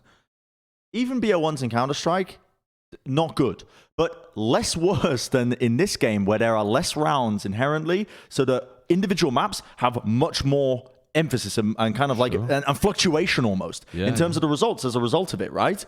And so BO1s just in general are just awful. It means that BO3s are almost just necessary for some of these teams to actually just not get upset in these early rounds. A great Even example. though I really wanted to touch on you comparing it to Counter-Strike, because even at your point, BO1s being bad in Counter-Strike had been addressed eons ago and changed eons ago. Everybody knows that it's bad in a game like this. With a game formatted like this. And I it's just- understand that you need BO1s in order to get through a 512 team bracket. Yes. You do. But you got to have good seeding, which they fucked up here because they put Heretics against genuine tier 2 teams, Entropic and OG. I mean, you could argue OG are actually a tier 1 team. I wouldn't, but you could argue that. And then also, you don't have them that deep in the bracket. It's nonsense. If you take Sentinels' run through Challengers 1, Sentinels, if they were playing in the European version, would have been knocked out by Serenity because they lost the first map to Serenity. Yeah. So if that had been a BO1, Sentinels would have been out right at the beginning there. Thankfully, it was a BO3, so they're able to claw their way back in. Then they would have been knocked out by LG because it was the quarterfinals BO3, no double elim, and they were able to run through the double elim bracket and win it all. That doesn't mean Sentinels didn't deserve to win. They were the best team. They adapted properly. They fucking deserved the and win. it's a great story when you can come back through the lower bracket. Of course it is. And Dapper tweeted afterwards that the standard for Challengers qualification should be double elim. Double elim BO3. It's just How are we even so having much this combo, better. though? How are we having this combo, though? Well, at this point? is Like, why I think that maybe I've got too much faith in the suits, the people above that are pulling the strings. But I think that there is some sort of it has to be some sort of influence coming in from the TOs that they're going to run these tournaments as But to the why would the decision casters makers. say that it's not the TOs? I don't think it is. You don't think it is? I think it's, well, when you look at the other scenes, the fact that Brazil and Korea all have different formats, I mean, we should be also singing the woes of Korea too. BO2s in group stage where you can draw and then it's getting decided based on round differential afterwards. But and that's, that kind of that's shit. great. That's real good though. Fucking awful. Like at least they have a system where it's like they're actually playing more than just BO1s Yeah. in order to go through. And a group system, you do play round robins and they're all playing against each other. But fucking BO2s where you can draw and then you end up going out based on draws and the rounds. I mean, it seems like Wyatt just wants to experiment with formats. Why are you inventing the fucking wheel again? I know. CSGO has been the same fucking game for so long. There are good formats that work. The GSL style, the double elim like the same that you had in NA. Also, the NA format, the NA format and the Brazilian formats were both good. I feel like just we're doing a use vault those. deck from Fallout, you know, where they have all the vaults and they're experimenting on all the people throughout the world. That's what I feel like I'm dealing with right now. Is just the various Riot entities in their localities. Like, but what if we just give them BO2s and then they have to jump on their tippy toes for 3 seconds and then that decides the map? And like holy fuck, what if we don't give them anything? What's studying the deprivation of maps on the EU Valorant scene? Like, oh my These people making the decisions at Riot must have been in esports for long enough to know and to have watched these formats play out before. And if it isn't Riot, this is the greatest cover-up from a TO since fucking Snowden. This is the greatest. This is the greatest cover-up ever. If this is the TO doing this, they have all the casters organized, the players in on it. We are fucking Icarus levels of conspiracy. If this is the case, like, there's just no way. There's no way. No fucking way. It's absurd. It's absurd. And in this case, the overall topic that we wanted to lead into, it was Heretics was the ones that were majorly affected by this. Yeah. Fnatic, G2, and Liquid all made it into the actual main event. They did, where they were playing Yeah. it was a weird format, but they played quarterfinals, and that was it. Like, it was one game to see who qualified, and it was the prize pool was split almost equally. So this is the qualification period. You can see that these teams ended up playing the beer freeze towards the end. And we got a lot of the best teams in, with the exception of Heretics. Yeah, Heretics didn't even make it through to this stage. So you got a lot of the good teams ended up making it out here. You had a good selection of teams. What really the big upset results happened in the next the next portion, closed. which you can essentially think of this as being the quarterfinals, the upper bracket quarterfinals in North America, and then none of the rest of the bracket was played out. That's essentially what you did in Europe. And if Yeah, that's it is your actually. You know, when you put it that way, yeah, that's appalling. Yeah, that's fucking appalling, isn't it? But I will say, not all wacky results. It seems wacky that these 4 teams are your top 4 in EU, but they weren't all wacky. Like, if you actually watch the games, NIP the on a FPX Liquid game was one of the best games of Valorant I've ever seen. FPX versus Liquid was fantastic. Went to double OT. NIP really deserved their spot. Guild played awfully and therefore deserved to lose, I would say. And Wave are a damn good team coming up as well. So I was really impressed. I was really impressed by Wave. Out of maybe all the, I guess the newer teams, the couple upsets that have happened, Wave really impressed me with the aggression and the utility usage that enabled it. It was just it was so good. Like their Raze Murray. It looked like he was satchel jumping. I thought he had 4 satchels. He was getting in so goddamn deep at the beginning of rounds. It was genuinely crazy. Like, he was like surfing up a ramp into heaven. He was already in ropes. It was a minute 40 on the clock. Boaster's like setting up a Viper lineup and dies. What the hell? How did he get there so fast? It was ridiculous. He was really impressive, but they had some really nice burst executes. They had really nice aggressive utility and good individual play. I was very impressed by Wave. Extremely good trading as well from Wave. Like, they are so on point. I mean, their comms must have been fired up because they were beating a genuine juggernaut team in Fnatic. But especially when they went to split, to close that map out, just the aggression, but also the guy behind just being there on point every time to be able to trade out the kill. And it gave them so many advantages. They overwhelmed Fnatic with aggression and pace. They just dominated them. Yeah, I will say, I think part of this is the effect of part of Summon's dominance when they were Summon, now Fnatic, was, I think, off the back of a lot of significant lack of tape. in some part. Yeah, I think maybe someone played a lot of tier 2 tournaments though. they did. Yeah, they did. But Wave coming into this obviously have an idea of how Fnatic will go into play.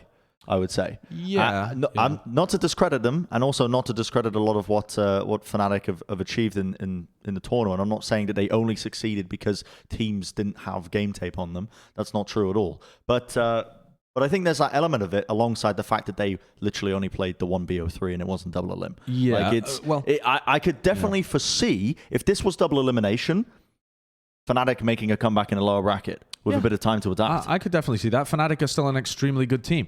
I mean, as well, the map that they are tactically the best at, Bind, they rolled Wave on Bind. And it wasn't that they were running something new. They ran the same thing they ran against Liquid. But that comp from Fnatic, is insanely good on Bind. Yeah. I mean, that is like, no one's been able to come up with a solution for it. They put up 10 attacking rounds sometimes. It's monstrous.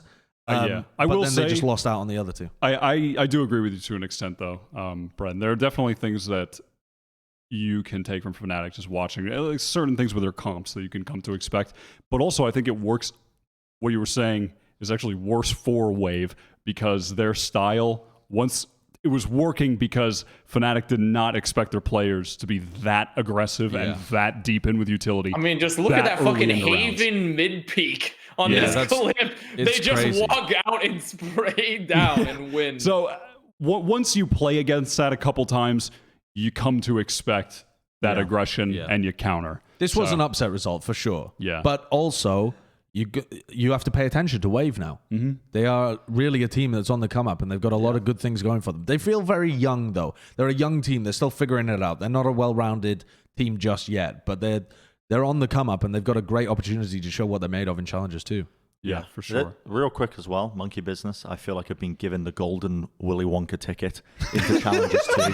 They have this team. I feel like have lucked into not lucked. I think it's a wrong word because they did earn their spot without a doubt. They beat Entropic, they beat Vitality, and they beat Guild. So, to get to this point. So they deserve their spot. However, when you look at these teams, I feel like, especially if you watch the games, one of these teams is not like the others.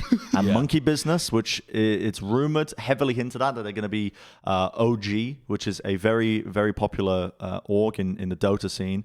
I mean, 2-time TI winners as well, very reputable. But yeah, I question now, this is my concern, is that we're going to be looking at challenges too, and I pray that the format is improved. But I feel like when you get into the meat of that tournament, when they have good seeding because of this result in Challenges 1, the expectation is, for me, that they're not going to be able to stand up to some of the rest of the competition. Yeah. I think when you look, when we were watching Guild versus Monkey Business had some good ideas on Ascent. Element on the Sage, dominating B main. AKM on the op was doing pretty well. Fucking pounds. And Element playing Reyna on Icebox always puts up insane stat lines. Like, he's an incredible player. But did I think that Guild were doing anything correctly to counter them? No, not even one thing. I couldn't point you to one thing that Guild did well. And Ascent is their best map. I mean, this was atrocious from Guild. If they watch this back, I'm sure they would agree with me as well. Because this wasn't even Guild playing anywhere near their level. This was shocking. This was one of the worst games that I've seen of EU Valorant. It was awful. And that doesn't mean that both teams were awful. Monkey Business were just doing their stuff, and Guild gifted them the win. I mean, Monkey Business got away with absolutely everything they tried. They just pushed out a mid B main, every round, pushed down mid. I mean, they just pushed everything. Never got contested. It was a tragic game. Yeah, I mean, I'm sure I hope Guild watched it back, and I would be surprised if they were not very disappointed in the performance. So, I mean, hopefully they can bounce back from this because they're better than this. I mean, they are better than this. Overall, do I think if Monkey Business had gone up against Liquid, who went out, or if Monkey Business had gone up against G2, who went out, would they have gone through? No fucking way. I don't think Monkey Business are a better team than either of those two, but they got a good bracket and they beat the teams in front of them, and those teams in front of them are still pretty highly respected. So, yeah. They earned their spot. Yeah, well done to these guys, especially because such veterans from the Overwatch scene as well. Yeah. Unco, AKM, and Tfik. I think you mean unknown. So cool. I think you mean unknown. I was dying when Mitch Mann was over there like, Unknown gets the frag again. I'm like, ooh, and he did it for like 4 rounds, like a lot of rounds. And I was like, what the fuck? Yeah. Overall, though, I think our general takeaway of EU is going to be probably subdued because, one, we are over the allotted time, and two, it was a weird format, and it's almost kind of just leading into the challenges too, is what this was. It felt like almost like a precursor. This was just a qualifier. Yeah, it was purely a qualifier. Why did they butcher really what could have been a great tournament and just make it into a qualifier? It kind of sucked. Oh yeah, not to mention the prize pools in EU are also just way lower. Yeah, it's like 21 euros. Yeah, it was 17,000 euros. Yeah. And the NA is 50K. I worry that they are Appalling. what is it? Asphyxiating the EU region. That was a big word. I'm proud of myself. I mean, that's the thing. Do you want more players to transition over to the game? Do you want? I mean, it seems like EU as well. Given from the kind of leaked, extrapolated data from the leaderboards, EU is a major region. Yeah, you want to try and It's the biggest. snowball I mean, that. this is the not biggest. Not that it's the be all end all of the game's success, because at this point it isn't. But this is not going to convince any CS guys to come over that are in EU. Yeah. Like some of the greatest players in NA right now were rising CS talent in Tier 2, Tier 3 NA.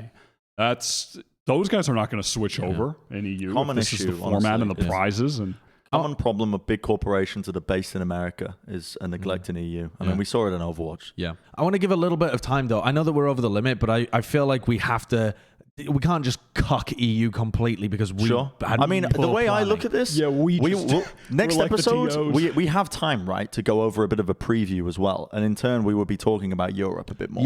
I think. Is the way I'm looking at this is that I think we didn't even watch a lot of the games that we could watch because we were busy watching North America. I mean, I caught up on them, but yeah. Well, you're a fucking freak. You're a freak of nature. Somehow you find hours in a day. I don't know how you do it, but he manages it every time. But yeah, if you want to say your piece, but I think we are also going to be talking more next episode as well. If anyone wants to go and watch a great game, watch FPX play against Liquid. These are 2 Tier 1 teams, double OT in both matches, in both maps.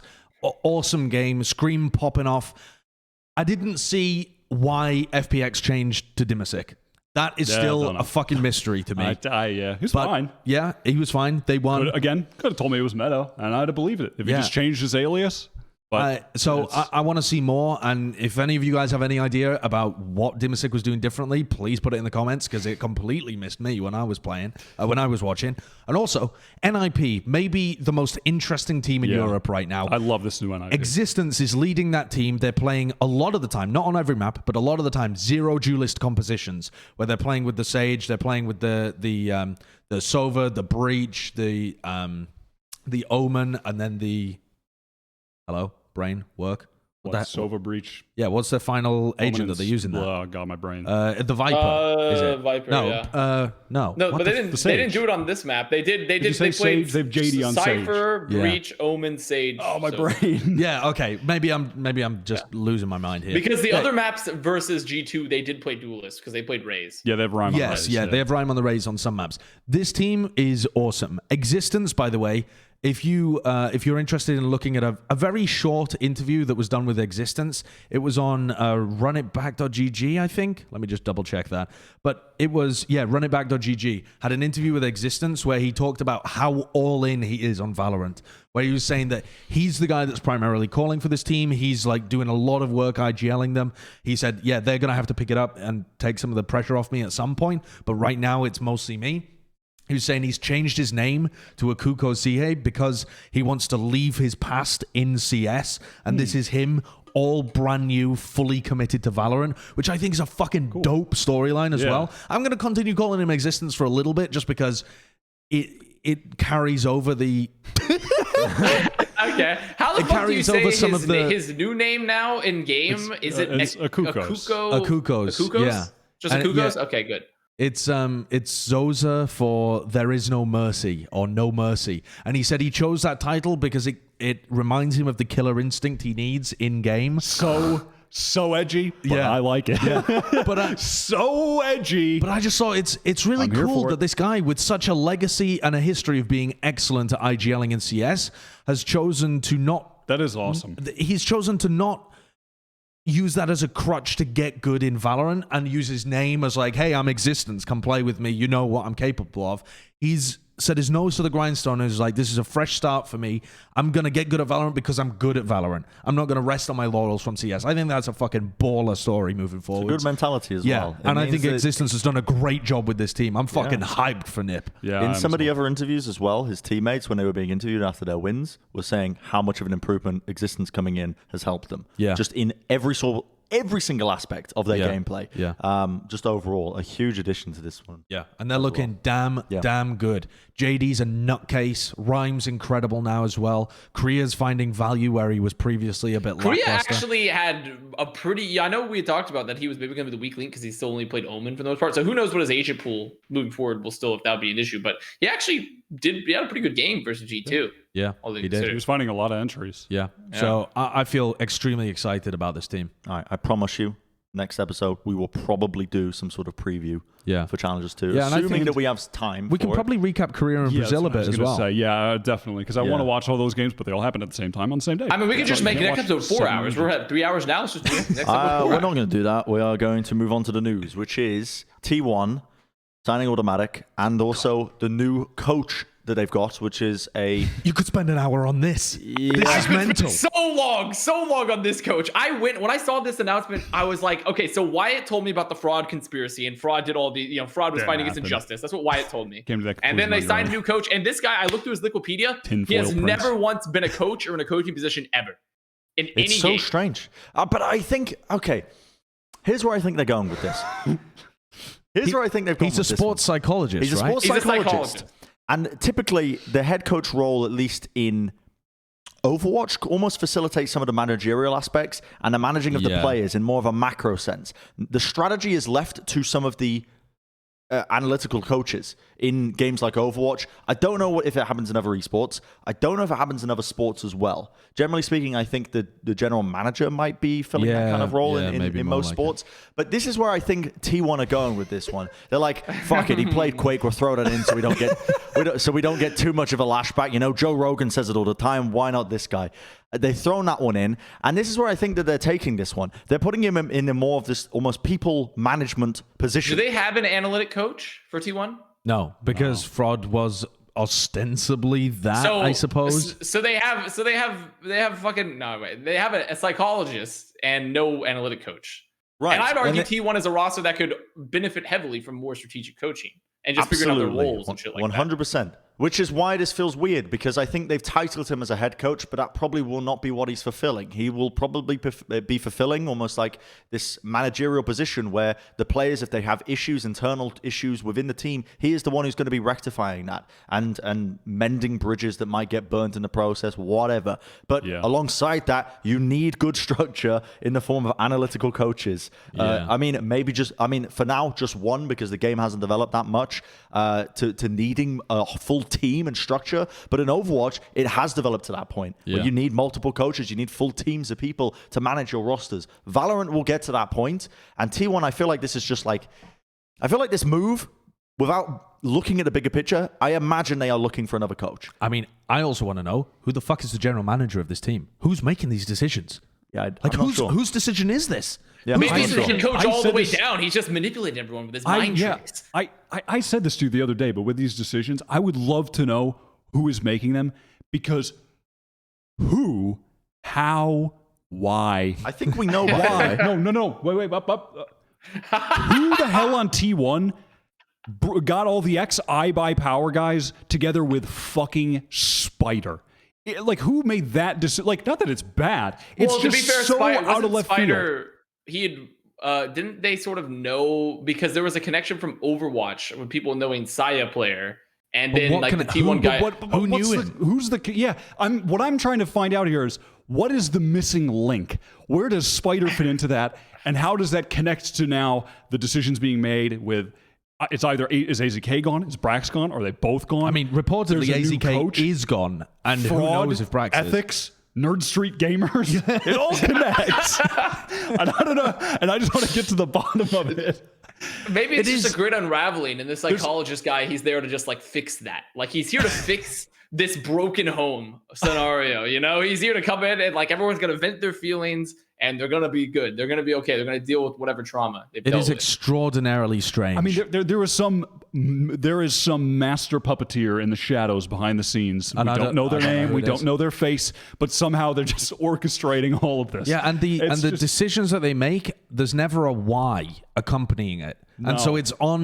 it's on the people to try and deduce the why, and that is so nonsensical because you never are going to get the right answer. So, for one, Yes. I will say, very early on when we were doing the T1 preview, or we were going to do it, Yeah. Tucker introduced us to Wawa, who was one of the people at T1 who was making the decisions for a lot of this. Now, I've looked at Wawa. They are the lead North American game ops and talent scout for T1, which I think is one of the people. So if we want to find out, we can probably just message them instead of speculating like this. Yeah, No, but also I want Wyatt to plant crazy ideas in my head some more. I want him to radicalize me just a bit more.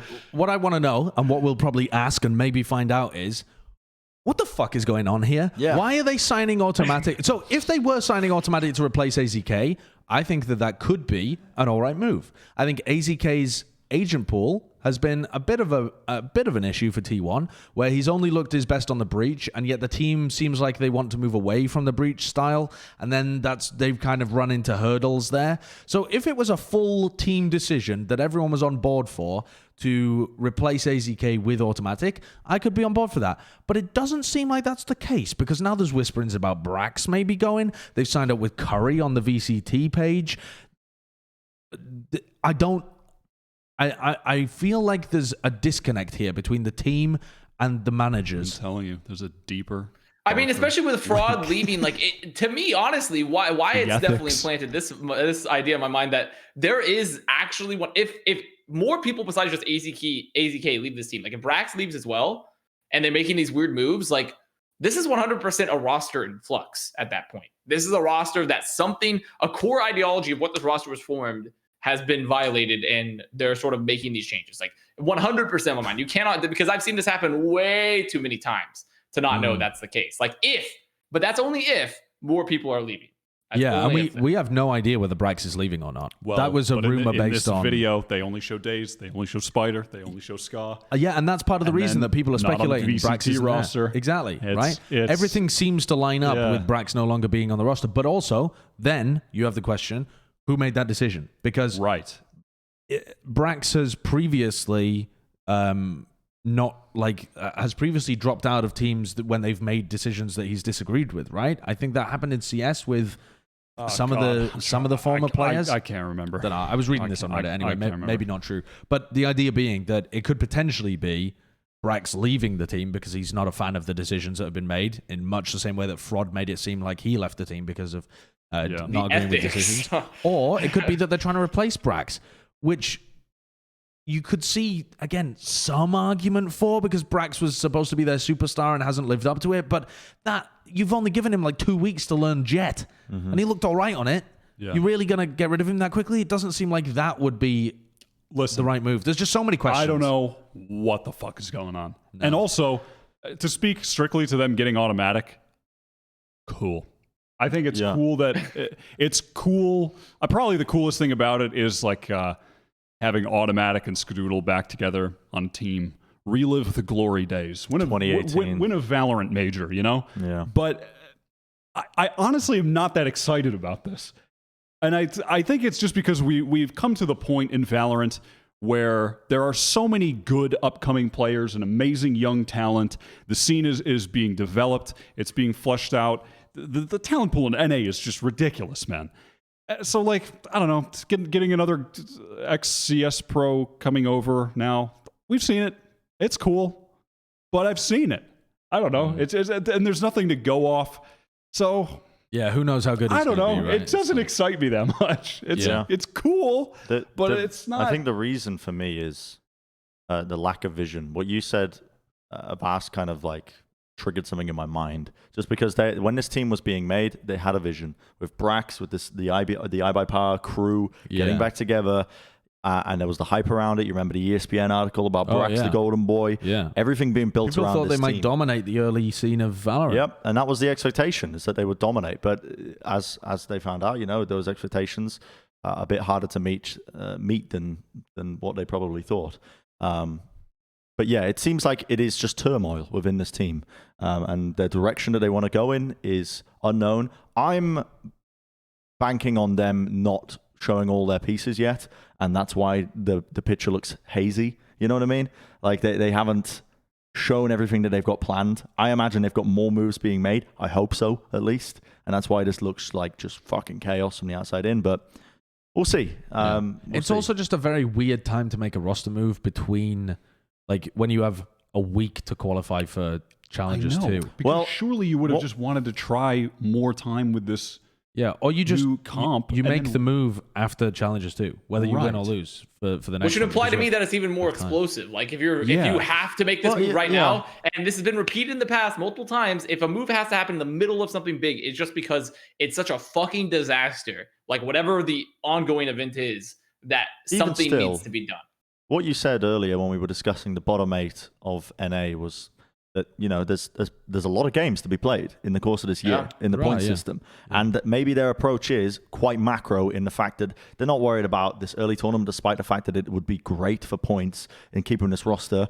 The sooner you start making changes, the better, is probably what they're thinking. Yeah, that could be in terms of the reasonable. grand scheme of things. Anyway, I just think we need some answers, but We do. we should probably ask for those answers. No, instead of until then, speculating. wildly no. speculate. The last piece of news we're covering before the final topic is C9 signing poiz as the 6th member of this team. Cloud9 making changes. They need to make changes. They're on the downward trajectory. So this is just them kind of just trying to, I guess, reinforce the roster a little bit. I mean, I don't know what this is them trying to do. Yeah. Is this The direction is he is going weird. to join as a 6th, and then in 2 weeks they're going to decide, you know what? Sorry, Mitch, but you're going to be the 6th now. Is that what this is? Or is this genuinely they want to have 6 guys on the roster so they can have a Jett main for specific maps? Well, I think that's what they said, right? They Which want is map-specific there's Jett there's play. like 10 agents in this game, Yeah. and they don't Yeah, have but there's mechanics. gonna be 200 in a couple years. So what if we have a 200-man roster? Have you thought about that? I mean, I just don't buy this 6-man roster theory. Like Rubino I don't on Heretics. buy it. This isn't Overwatch right now. And more importantly, agents in this game, there are not a lot of like ability mechanic specific ways to get kills that you have to train. There's no Doomfist. There's no Gen.G. You are not practicing specific mechanics inherent to one agent that determine whether or not you have impact in terms of fragging in the game. Mm-hmm. I mean, people aren't running around practicing their raise rockets in training mode.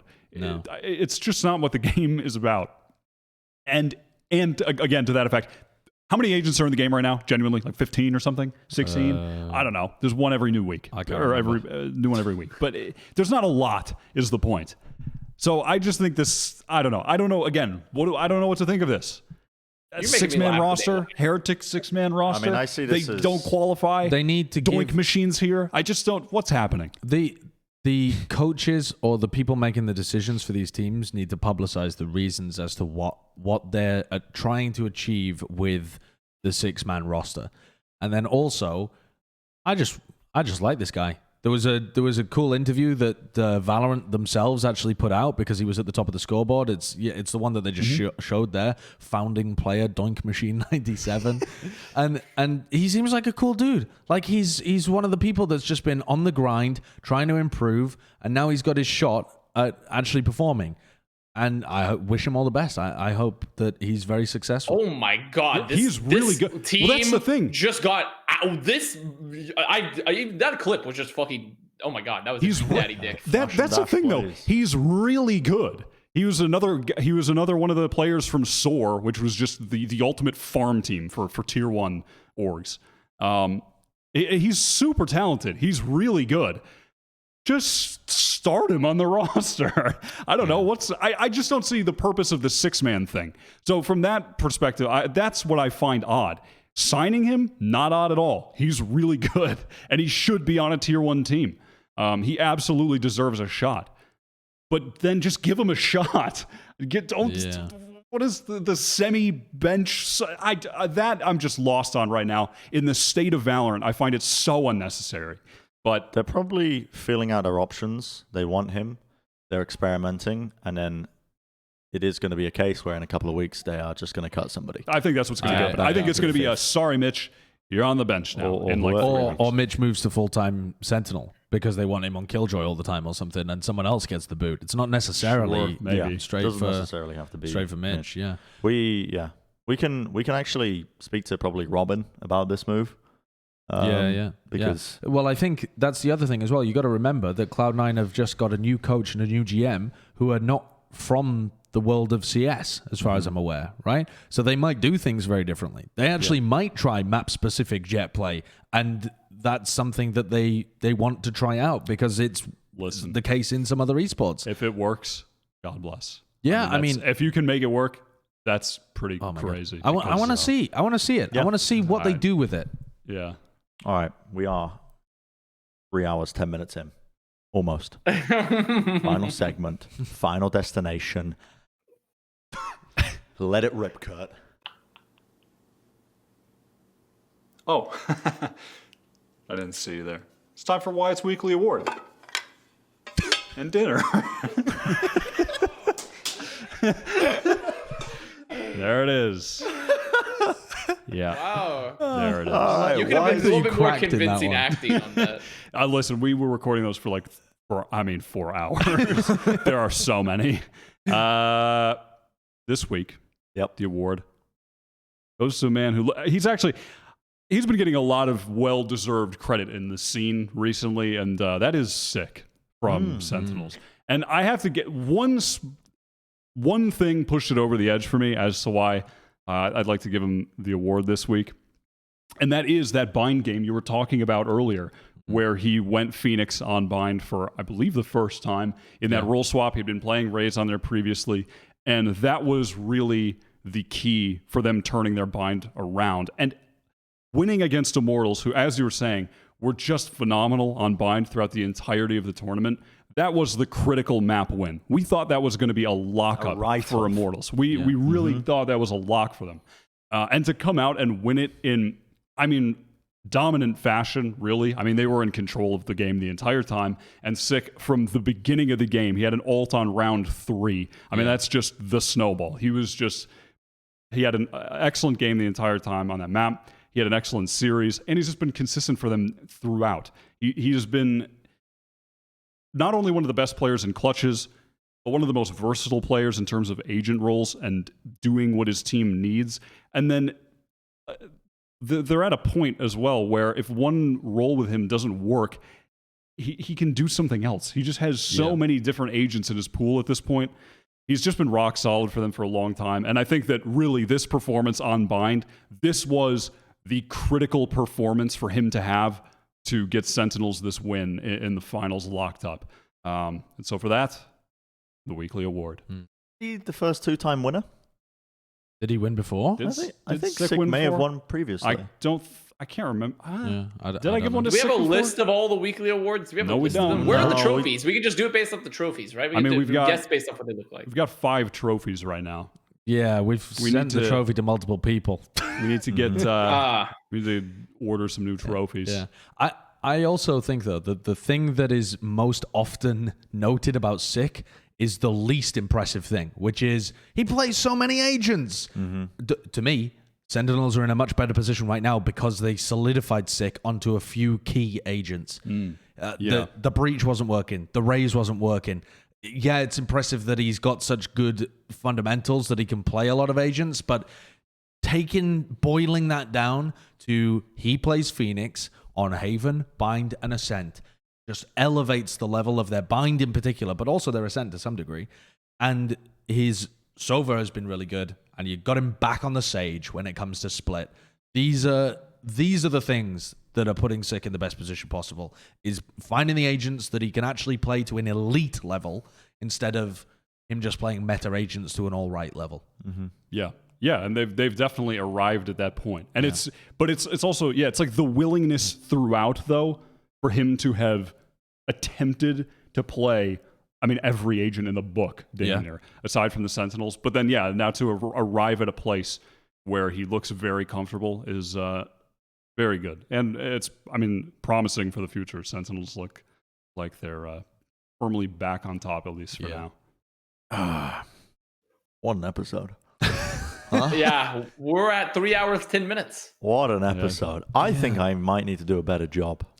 I think we spent too much time talking about NA. We spent an incredible amount of time because the ShahZaM rant was also, it splits into like 5 different other topics because it goes into like meta balance and like also like it's like literally 5 topics in one topic was a big portion of it. It's pretty cool. I mean, imagine, if we try to fit in the discussion about whether or not the op should be changed.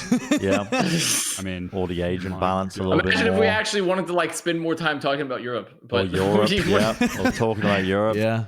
Anyway. If we talked at all about Korea or Brazil. That's kind of crazy. Next week. That has to be next week. Yeah. Let us know in the comments what you think about Autimatic being added to the T1 roster. We'll read some of them. Wow, we'll read some of them. It's gonna get them commenting. Yeah, what if we just crowdsource the comments to make? We might read them. Plat Chat? Sorry, I interrupted you there, Avast. No. I was just saying something stupid. Keep going. I do this often, actually, when you're making a joke. I just kind of interrupt you, and then I ruin the joke, and I ask you, sorry, could you repeat that joke? It will be better once I move into the house, you know? Yeah, it will, actually. Once we're able to see each other. You can sleep under the stairs. I was telling you, Avast, we got a great spot, a nice location under the stairs. It's, I want to say, maybe 10 by 3, if you can manage in that. I think maybe less than that. Maybe it is 10 by 3, prison cubicle. Yeah, it's real small. Anyway, thanks for watching, everybody. Just leave a comment for the engagement. I don't care what you put. You can just, as long as it doesn't look like spam, just make sure, just like, if you just be for like, the algorithm. Just do it for the algorithm, you know, and for us, if you want us to be successful, I guess. I don't know. If you enjoyed it, just put like a little smiley face, maybe some emojis, like, blush emoji. Anyway, thanks for watching, and we'll see you very soon for more content. Are we doing back chat? Yeah. Oh, we're doing back chat. So we'll with see you JC Stanley. JC Stanley. Back chat will be out on the Wednesday. Yeah.